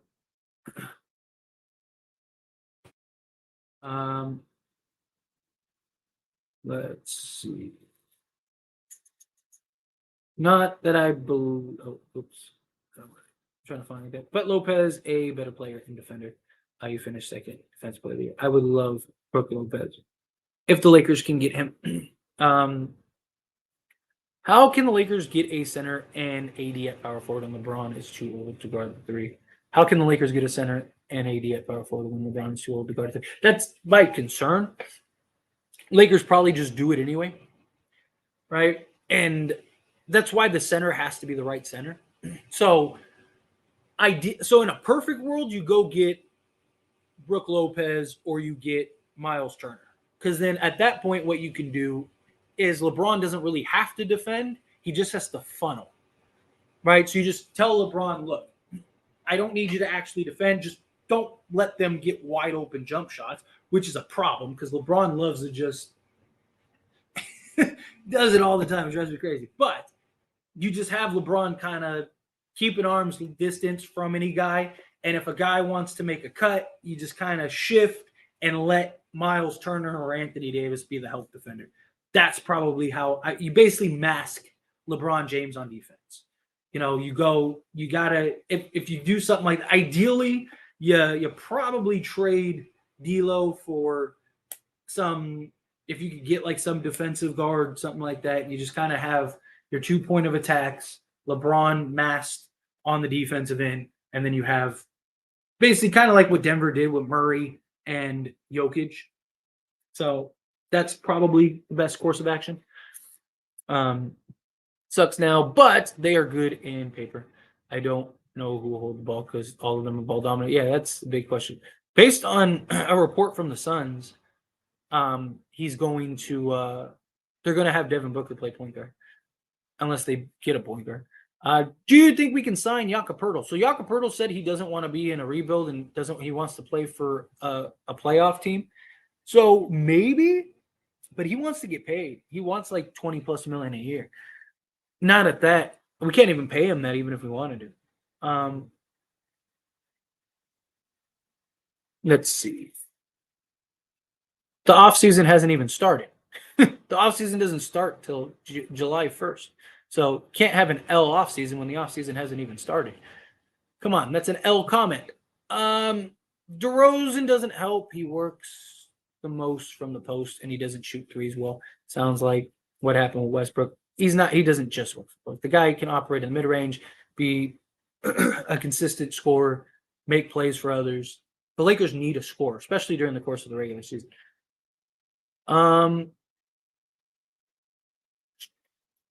Yes. Yes, Ham is suck in his rotations, but the players doesn't have chemistry. Darvin Ham was fine with rotations.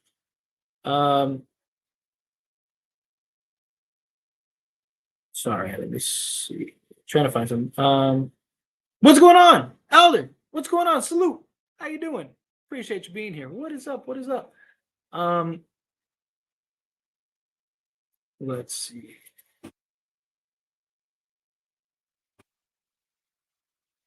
Would you trade for Paul George? Clippers are reported shopping him around. Paul George as a third option would be insane. I would love to get Paul George. Problem is, one, I don't think we have the assets to get him. Like I don't. I mean, unless his value is insanely low, but at that point, the Clippers might as well just keep him. So I don't think it would happen. It also depends on what you have to give up. But yes, if the Lakers keep Paul George, I would be all for it. Concern is injuries, of course, but if he's the third option rather than like the second option, then maybe you don't have to worry about that. Um, let's see. Thank you, Elder. Dude, the Darvin Ham hate makes zero sense. This man had basically a bunch of 6 foot. They had a bunch of guys my height on the roster. The guy took a disgruntled Russell Westbrook, all of these like scraps, absolute disaster, kept them afloat with LeBron James missing like 30 games, Anthony Davis missing like 30 games. Then we get an entirely new roster. He keeps them number one in defense, top 7 in offense, leads them to the playoffs, leads them in each round, outcoaches Steve Kerr, and ends up in the Western Conference Finals. And people think he's a bad coach.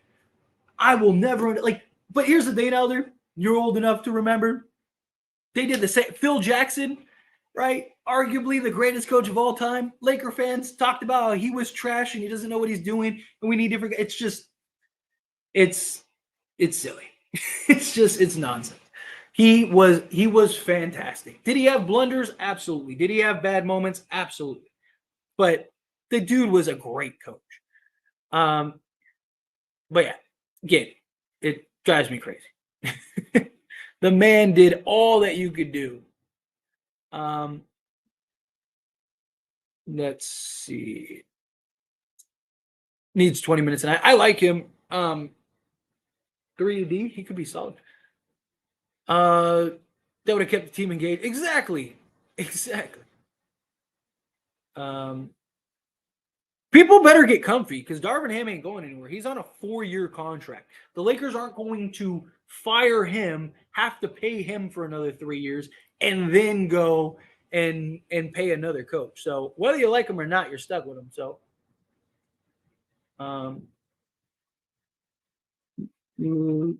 Laker fans are the worst, low key.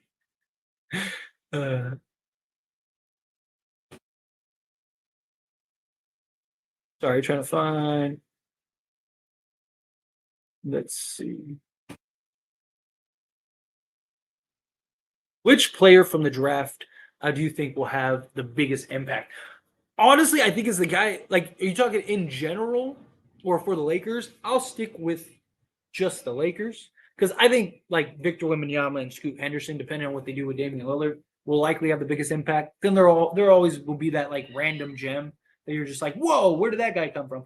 On the Lakers, I think Lewis, if he can be serviceable defensively, on like not saying he has to be a leader or anything like that, but just like can he actually be an NBA level defender? I actually think that I wouldn't be shocked if he starts because he would be a better shooter and scorer than Jared Vanderbilt. He wouldn't be the defender that he is. If Max Christie really grew to 6'7", don't be shocked if Max Christie moves into that starting small forward position. There's talks that he is who is it? McMillan, Dave McMillan. I think it was him that said that he ran into Max Christie and Max Christie grew, and Max was like, "Yeah, I grew an inch or two." So that means Max Christie's probably 6'6", 6'7". If he's 6'7" or even gets to like 6'8", I'm telling you, by like the midway point, he'll be our starting small forward. But I think Lewis has a chance to make an impact. The guy that I think may end up making the most impact, at least right away, is a guy that we didn't even draft, and that is Colin Castleton. I think Colin Castleton is going to make the roster, and I think he may end up getting minutes. I really do. So yeah.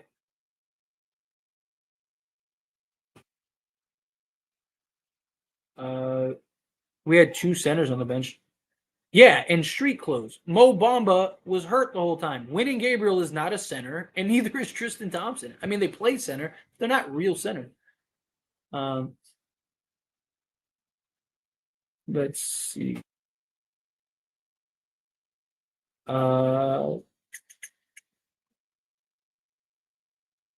Let's say Lakers make the move you would like to see, or at least what would be your starting lineup? Based on the roster and the team that we have, my favorite trade might be the Pacer trade. Let's say perfect world. Perfect world. We trade for Buddy Hield, Mo Bamba, or Buddy Hield and Miles Turner, and for Mo Bamba, Beasley. So we upgrade that roster. Maybe go sign like I said, a Plumlee or something like that, to kind of play backup, play sparing minutes. You need somebody that's willing to, like, hey, some games you might not even play, some games you will play, just depends. Go get something like that. So now basically your center, your power forward, all that rotation is lined up. I would then probably, because I wanted Chris Paul. I know a lot of people wanted Chris Paul. Just keep it there, right? Because at that point you're just kind of getting vet minimums.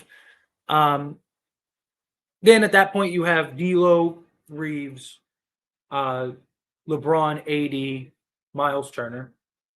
There's your starting 5, and then ideally keep Schroeder if you can, but you're probably losing Schroeder because he's probably going to get paid.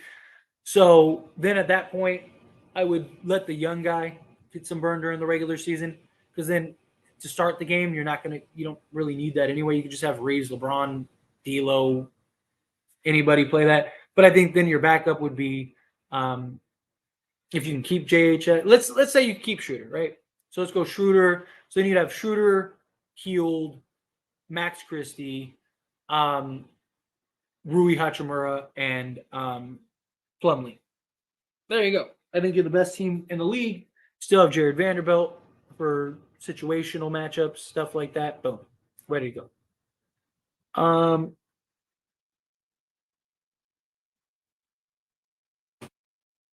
The Nuggets played very little small ball. He's absolutely wrong. All right. Sure, if you say so. Again, Jokic played 30 plus minutes a game. So in the scope of things, sure. But when Jokic wasn't in the game, they didn't play another big. When Jokic wasn't in the game, they always went small. That's what I said. I didn't say they played small 40 minutes a game. I said when Jokic is out of the game, what did they do? They played Jeff Green or they played Aaron Gordon at the 5. They did it in every series. Every series. They did it over the course of the regular season too. Like, you don't know what you're talking about. Like, it's delusion. It is I get you're trying to make an argument here, but you can't just lie. Let's see. Our starting point guard next year should be the point guard. We have the best point guard on our team, but he's playing 4 and 5 because he doesn't want to play point guard. You have to convince LeBron. LeBron said that's why they went and traded for Russell Westbrook. Like, again, we can't just throw stuff out. Players can agree to free agency contracts on June 31st, but can't sign until July 6th. Yes.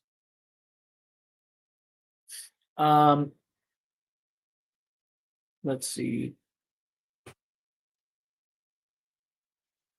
Still thinking trade wings to start at the 3. Problem is, who are you gonna get? Again, if Max Christie really is 6'7", I'm telling you, he might end up being our starting. Shot 42% from 3. Small sample size, but the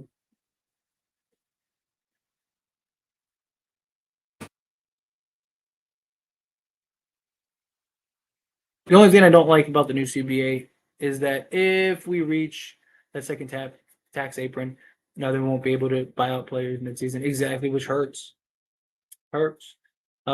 Again, you're going to see a lot of things. I mean, you already kind of saw it on draft day and so far this offseason. I think you're going to see more of it as we progress, and I think it's just going to become more apparent as time keeps coming on. Lakers doing good until the Denver series. Right back. I'm interested to see how the center we picked up from Florida Gators plays and some of. Yeah, I'm telling you, I really think Colin Castleton. He's a guy to look out for real.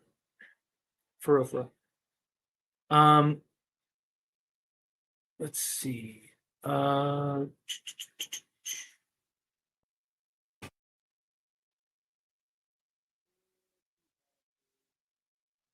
showed up at all that Denver series. We could have a lot different, really close. If D'Lo just showed up, even if we didn't have another center, if D'Lo just showed up, we would have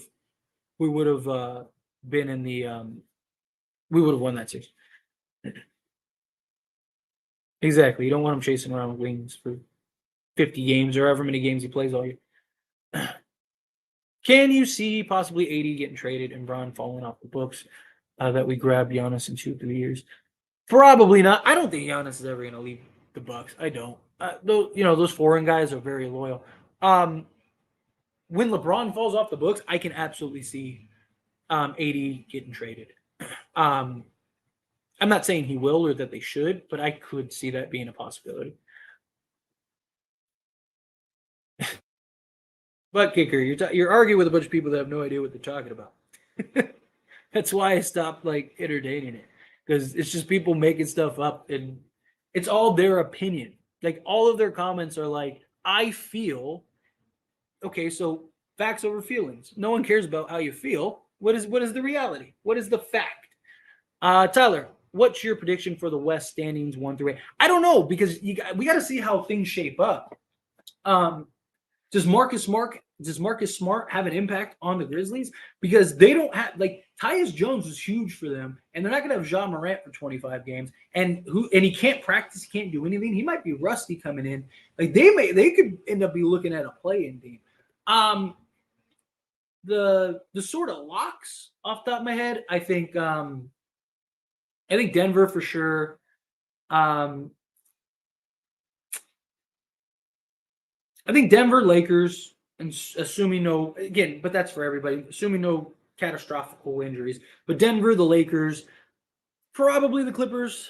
The Suns, I don't think miss the playoffs unless they have some crippling injuries. And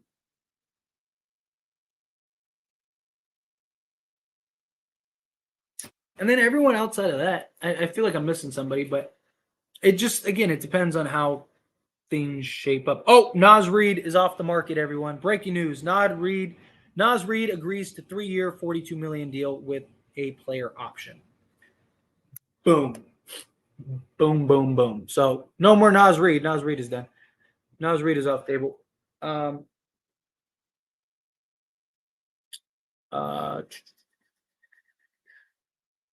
I hate to say it, but Kuzma was a great draft pick. Him and Caruso really were good role players. Agreed. They really were. We got Jordan. Oh, wait, we already got that one. Oh, yeah, no, we got this one here. This one. Alex, coming in out, $2 super chat. Thank you so much. I was just reading that. Sorry, I was kind of going through the motions here, and this just popped up. So there you go. As I said, you can't get Nas Reed now. So anybody that wanted Nas Reed, there goes that. Sucks, but I'm not heartbroken about that. I'm actually surprised he stayed with the Wolves though. I am, but good for the Wolves. That was a good pickup. 3 years, $42 million. Not a bad price either. So yeah, good stuff. Good stuff, Alex. And then Sal coming in out with the $5 super chat, 15K subscribers. Congratulations, dude. Well deserved.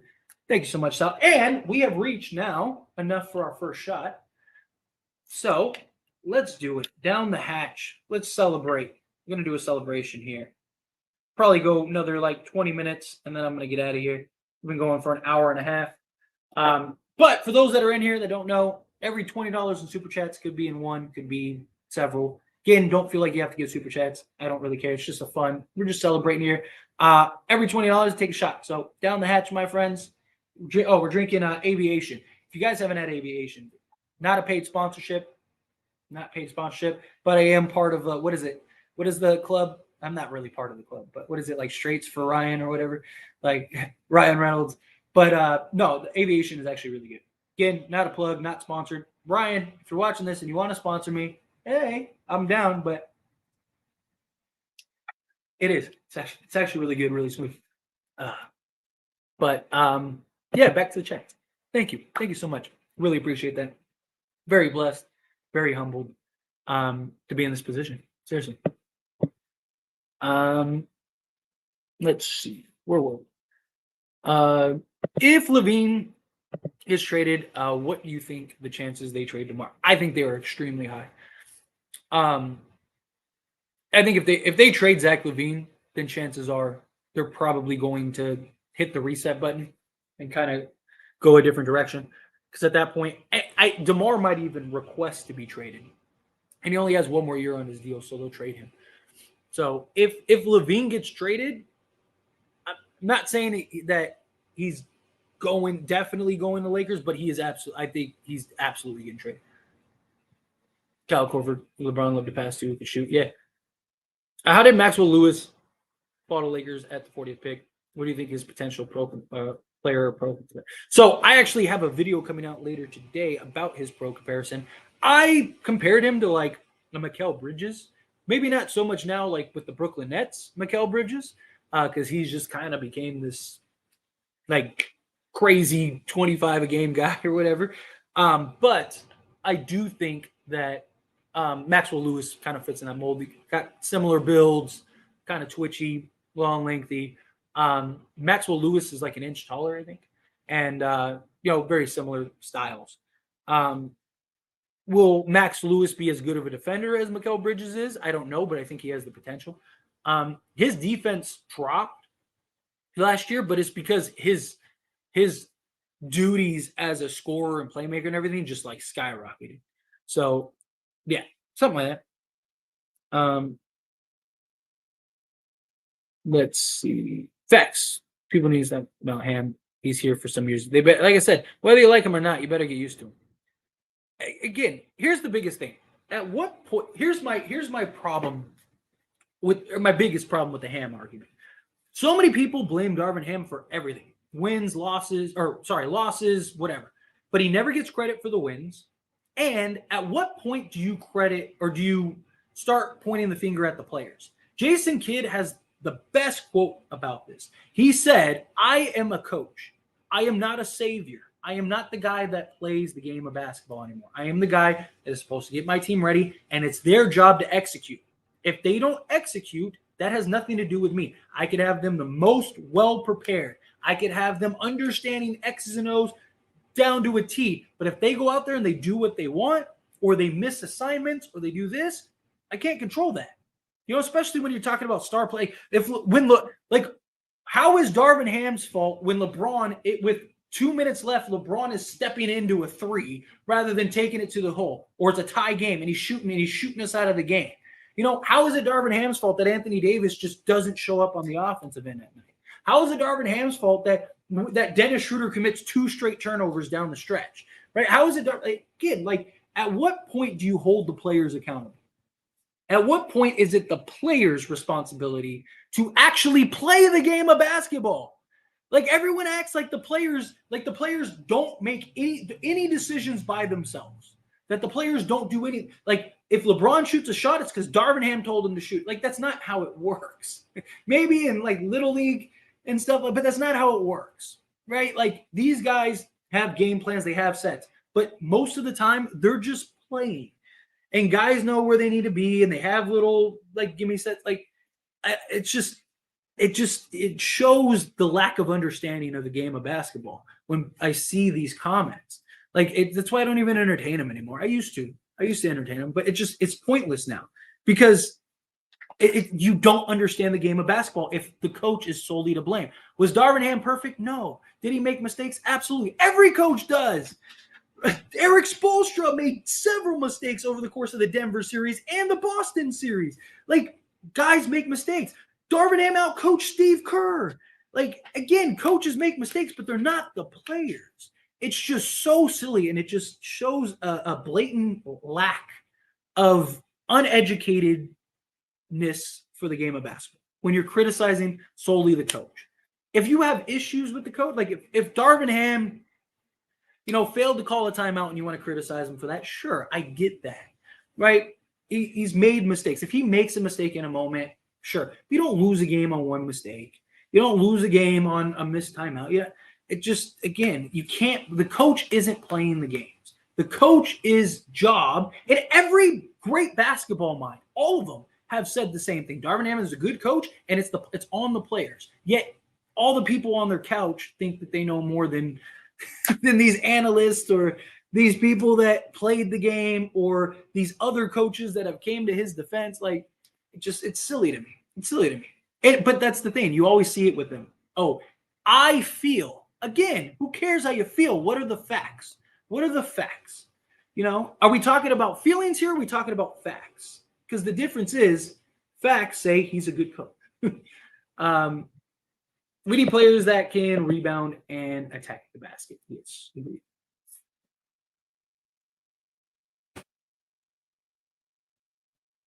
The fact that you said great is not correct. Phil Jackson was great. Ham was good for now. Ham is good for now. But aren't you arguing that Ham is not a good coach? And look, Phil Jackson is historic.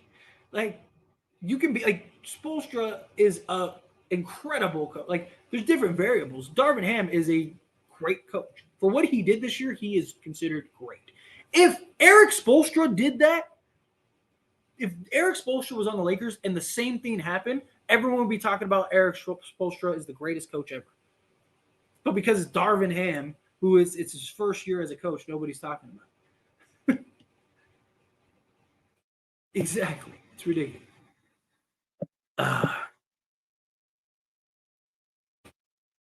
Because they don't have answers, because it's illogical. They're making straw man arguments and illogical reasons. It makes no sense. He could have done worse with a coach choice. It could have been a lot worse. They had a different coach. That could have been an absolute disaster. Just a few tweaks, get a good center, and roster will be straight. Yeah, I'm with it. That's what I'm saying. If he can get a shot together, yeah, he could be the 2 or 3. Exactly. Agreed. Rare live, holy moly. I know lately it has been. Just been busy. But we hit 15K today, Blucka, so we gotta do it. We gotta celebrate. What happened when they put Jokic on Tristan Thompson and he just sits in the paint? Exactly. Let's see. We need Brook Lopez. He fixes a lot of problems. I never understood why we let him go to begin with. Yeah, I wish we would have kept Brook Lopez, but I mean, it was a different time, and we ended up getting AD and winning a chip. Like, so I'm not really against it. But yes, if we get Brook Lopez, I would love it. They could use Reeves at the shooting guard, D'Lo at the point guard. There goes Nas Reed. Yep. With T Wolves. Let's see. We should 100% bring back D'Lo unless we can be traded for a player better than him. Agreed. And I absolutely believe that they will.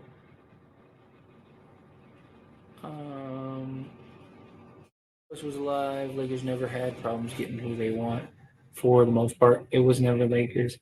Didn't have money or assets. Now all the above are the problems. Also, the NBA is completely different now, and teams don't want to. Like, what real fleece trade did we get since? Because you got to remember, Bus was alive when we signed Timothy Mozgov and Luol Deng. Like, that perception is just inaccurate. Lakers went years without being good, and and not winning championship stuff like that. No team wants to be the Memphis Grizzlies with Pau Gasol. The Lakers tax is a real thing.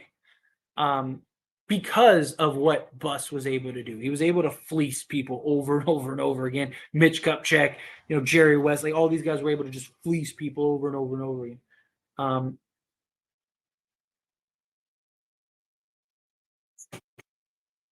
Yeah, he's off. That's it.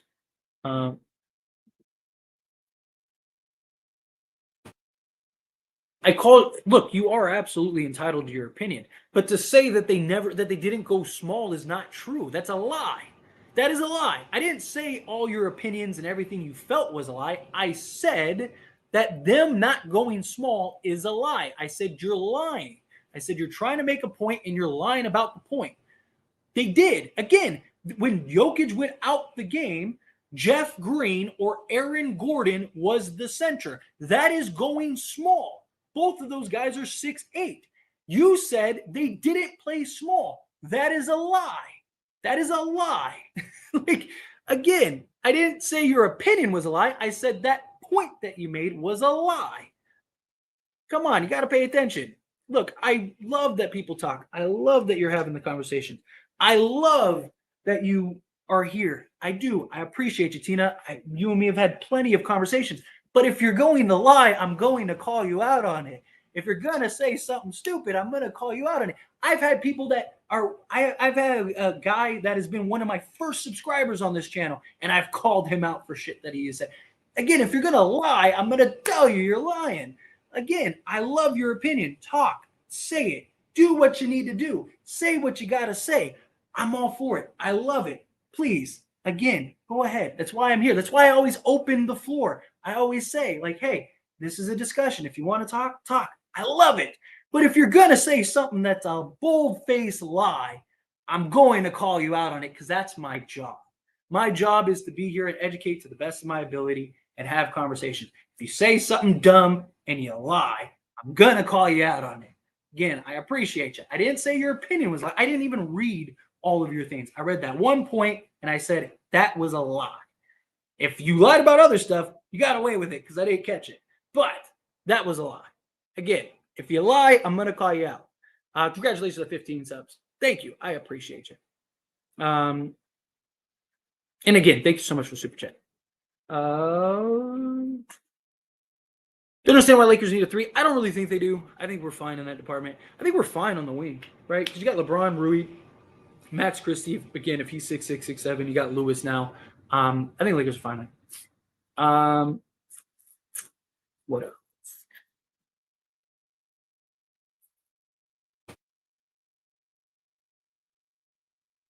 Come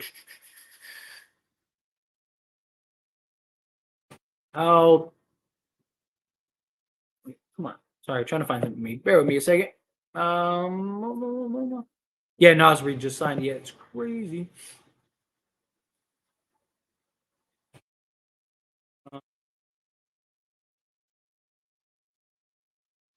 It might just be me, but I think if someone lands in LA, Rui will leave. Oh, if he somehow lands in LA, Rui will leave. Possibly. Would be interesting.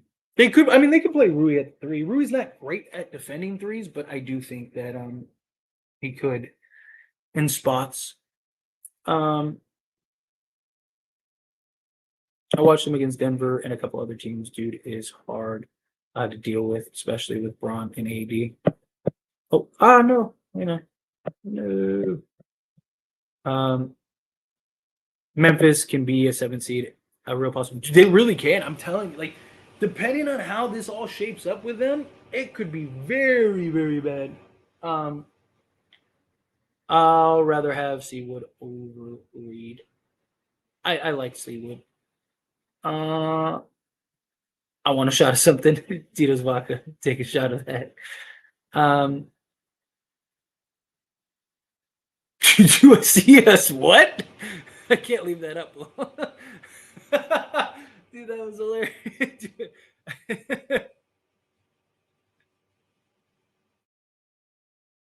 Oh, that's great. I don't think that's what you meant to say. Autocorrect. I'm gonna say that. But John, if that's what your autocorrect corrected to,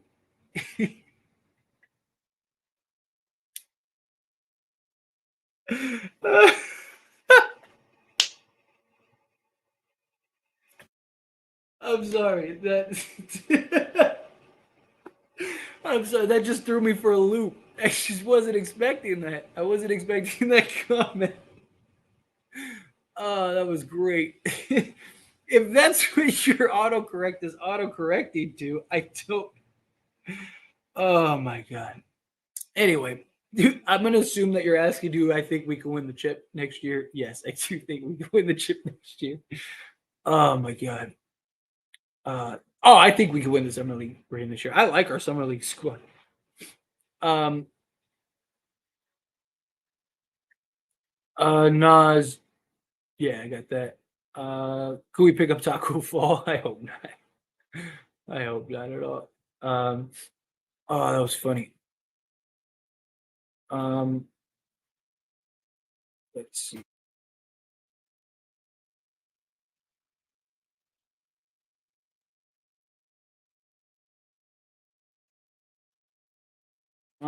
Yeah, Nas Reed, 3 years. Yep.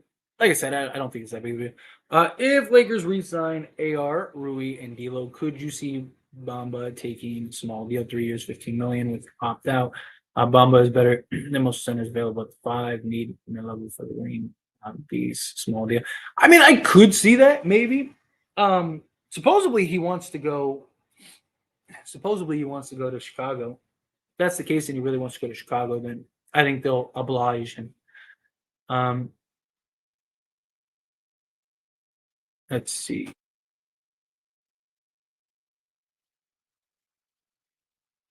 Playing behind Rudy and catching ahead. Why would he resign? Maybe he likes it there. Another good comp to Maxwell Lewis is Vassell was his comp coming into the league. That's what like the media or whatever compared him to. Exactly. Nothing but a championship. Exactly. They shouldn't.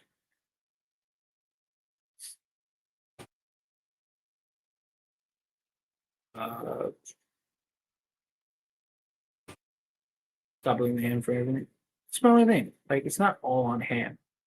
NBA is just Pokemon with people. LeBron using the lane attack. Uh, exactly. That's why I'm so pissed about firing Vogel. So that's the front office, buddy. Everyone's playing coaches. Uh, hey Tyler, how you doing? What's going on, Lakers Nation? Appreciate being here. Uh, I blame Ham for not starting. For not starting. What the heck? I blame Ham for not starting game one and not playing Thompson enough. Other than that, gotta have bigs to play them. I don't really mind. Not really. I don't think Thompson makes a difference. I mean, could he have helped a little bit? Maybe. Um, to again, as soon as they do that, they're gonna make the adjustment. Like if Thompson has a solid stretch for them, then what ends up happening? Denver's just gonna make that adjustment, and Thompson becomes irrelevant. Right? It's what happened with Rui. Rui had a really good stretch against Jokic, and then they just made the adjustment, and it wasn't as impactful going forward. So it's not all Darvin's fault. Good. Glad we agree on. Glad we agree on. Because it's not. It's not Darvin. It's not all Darvin's fault. But people like to pretend like it is. NBA is a players' league. It's not high impact as the NFL. I think a lot of deals will be agreed upon. I mean, it's very possible. Raven. Kendrick 9 days when we had Westbrook 2 days. Yep.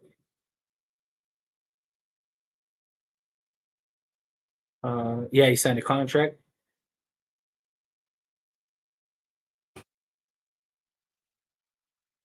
We're talking about feelings. Feelings? Feelings? We talking about feelings? Practice? You got to keep your woes and shams alerts on. I did. It just came in late. I have them on. I have the alerts on. What if you feel like facts don't matter? Excellent point. Shooter, yeah, Shooter was our best point of attack guard. Period.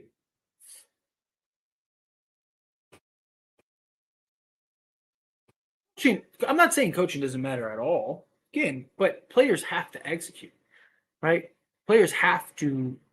If coaching didn't matter at all, then there wouldn't be coaches. Period. Do you see us getting Turner and Buddy? I think it's possible. I don't think it's like super likely, but I do think it's something that could happen. Much respect, but remember this live as it stands. Of course, always. I always do. Look, like I said, I appreciate. We don't have to agree. That's the whole point. That's why I have these live streams where we just talk back and forth. If I don't want to hear people's opinions and didn't want to like get riled up and talk about it, then I just wouldn't even pay attention. I would just answer super chats or whatever. But I love and respect everyone's opinion. But it's the thing. Like I just again, if you say something that's a lie, I'm gonna call you out on it. But outside of that, like it's all good fun. Like I say it all the time. I'm nobody. I'm just some dude that loves the game of basketball, appreciates the sport, and loves the Lakers. Like, that's why we're here. We're here to have fun. We're here to have conversations. We're here to laugh, have good times, argue, bicker. At the end, look, I say it all the time. At the end of the day, we all want the exact same goal. We just want the Lakers to win. That's it. That's all I care about. Lakers win a championship. It's all I care about. And I know that that's all everyone here cares about as well. All right. I'm going to power through a couple more questions, and then I'm going to get out of here. But let's see. Thanks for taking my advice. Casting show. I love casting. Casting is wonderful. Congrats on the 15K. Thank you. Thank you so much, Butt Kicker. I love it. Very blessed. Very thankful. That's during a hard time, but you got fired. Coaches get fired. The team shortcomings all the time. Absolutely. The Lakers ran out of gas.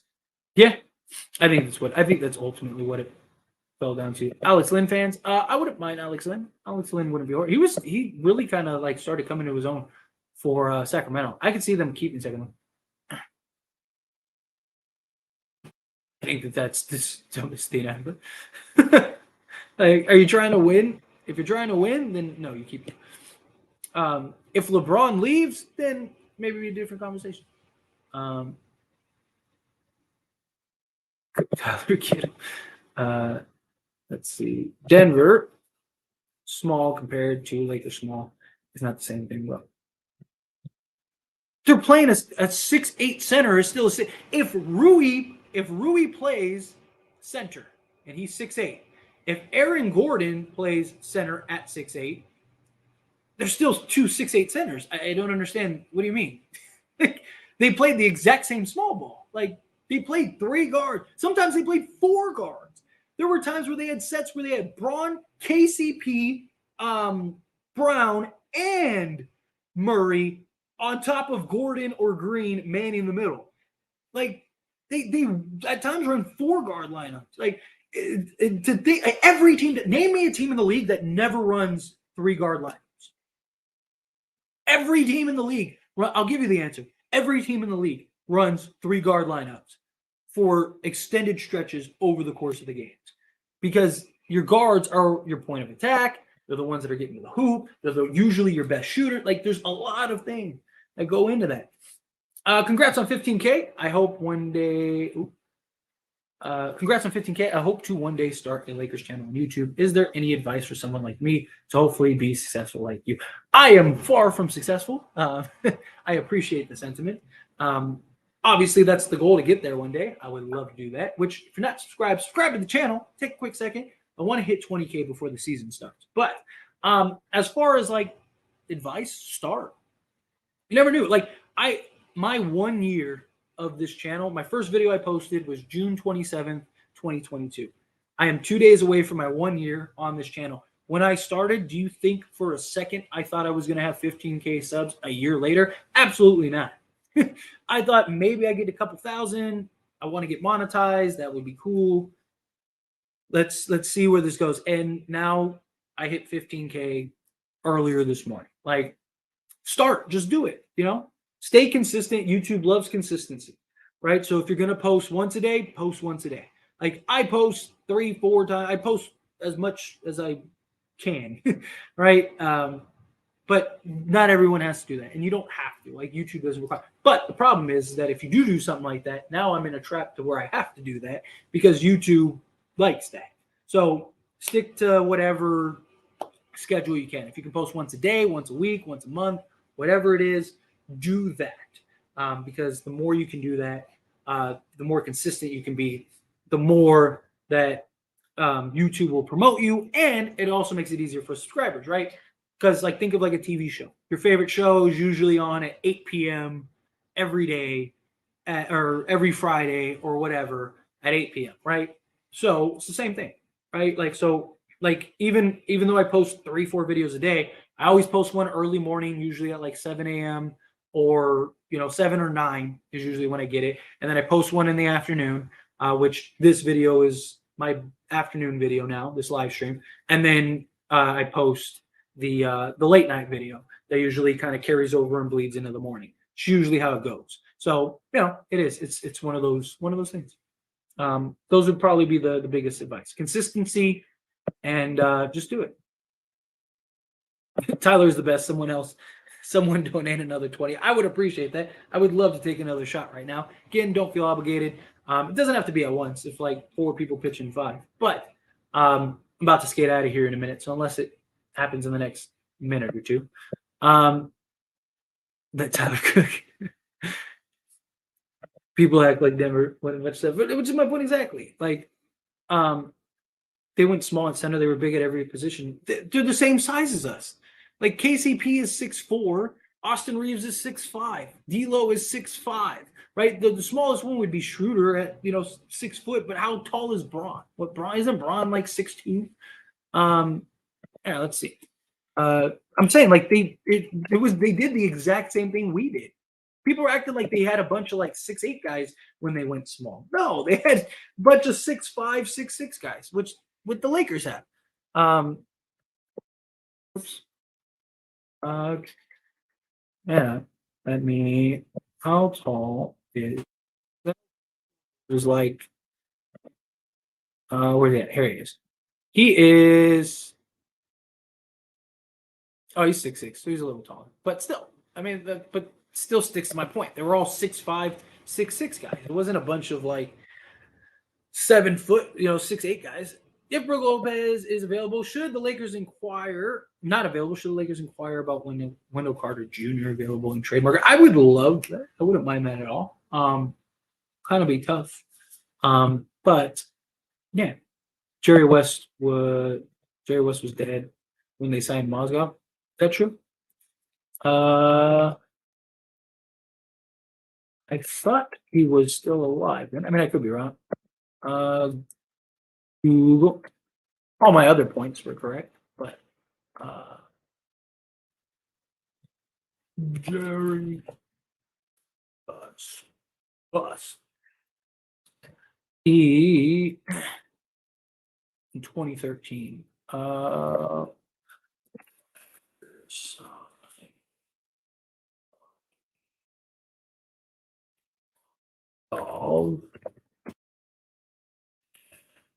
wow. Let's see. Okay, yeah. You're right. I was wrong about that. But the other things that I talked about in that same point was true.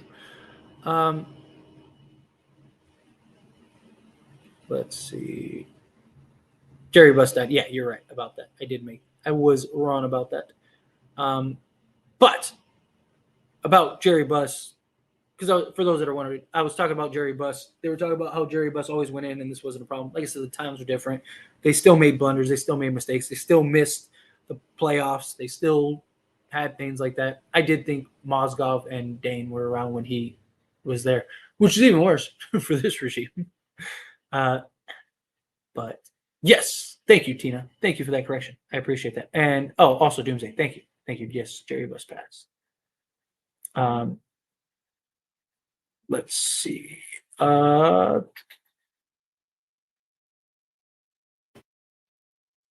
the West is so deep, Memphis can also miss. Yes.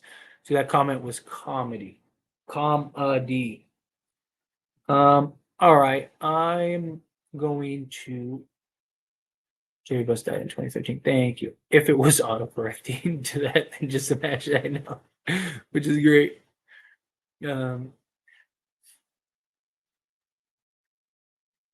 MJ 70 all time changed my mind. All right, that is stupid. All right, that is stupid. No, I've said I think MJ is second all time, but good one. Hello. Why is LeBron our backup center? Because we didn't have another center. D'Lo attack was not very effective yet. Very true. Everyone knows who blamed Tyler before him. Exactly. Jay Sean Tate. What mind that? D'Lo averages 17. We won 4-0. I mean, we were undefeated with him. You can feel he might not have made a difference, but what else was the Lakers were getting killed by? Joker would have been better. Do it earlier than late would have helped. I mean, it's very possible. Who do you think best defense in the West and NBA? I think the Lakers will again be the best defense, and I don't see that changing. I mean, there's several teams that have gotten worse defensively, so yeah, still think it'll be the same. But all right, I am going to skate on out of here. We've gone 2 hours and 10 minutes. I was only planning on doing an hour, but I appreciate it all so much.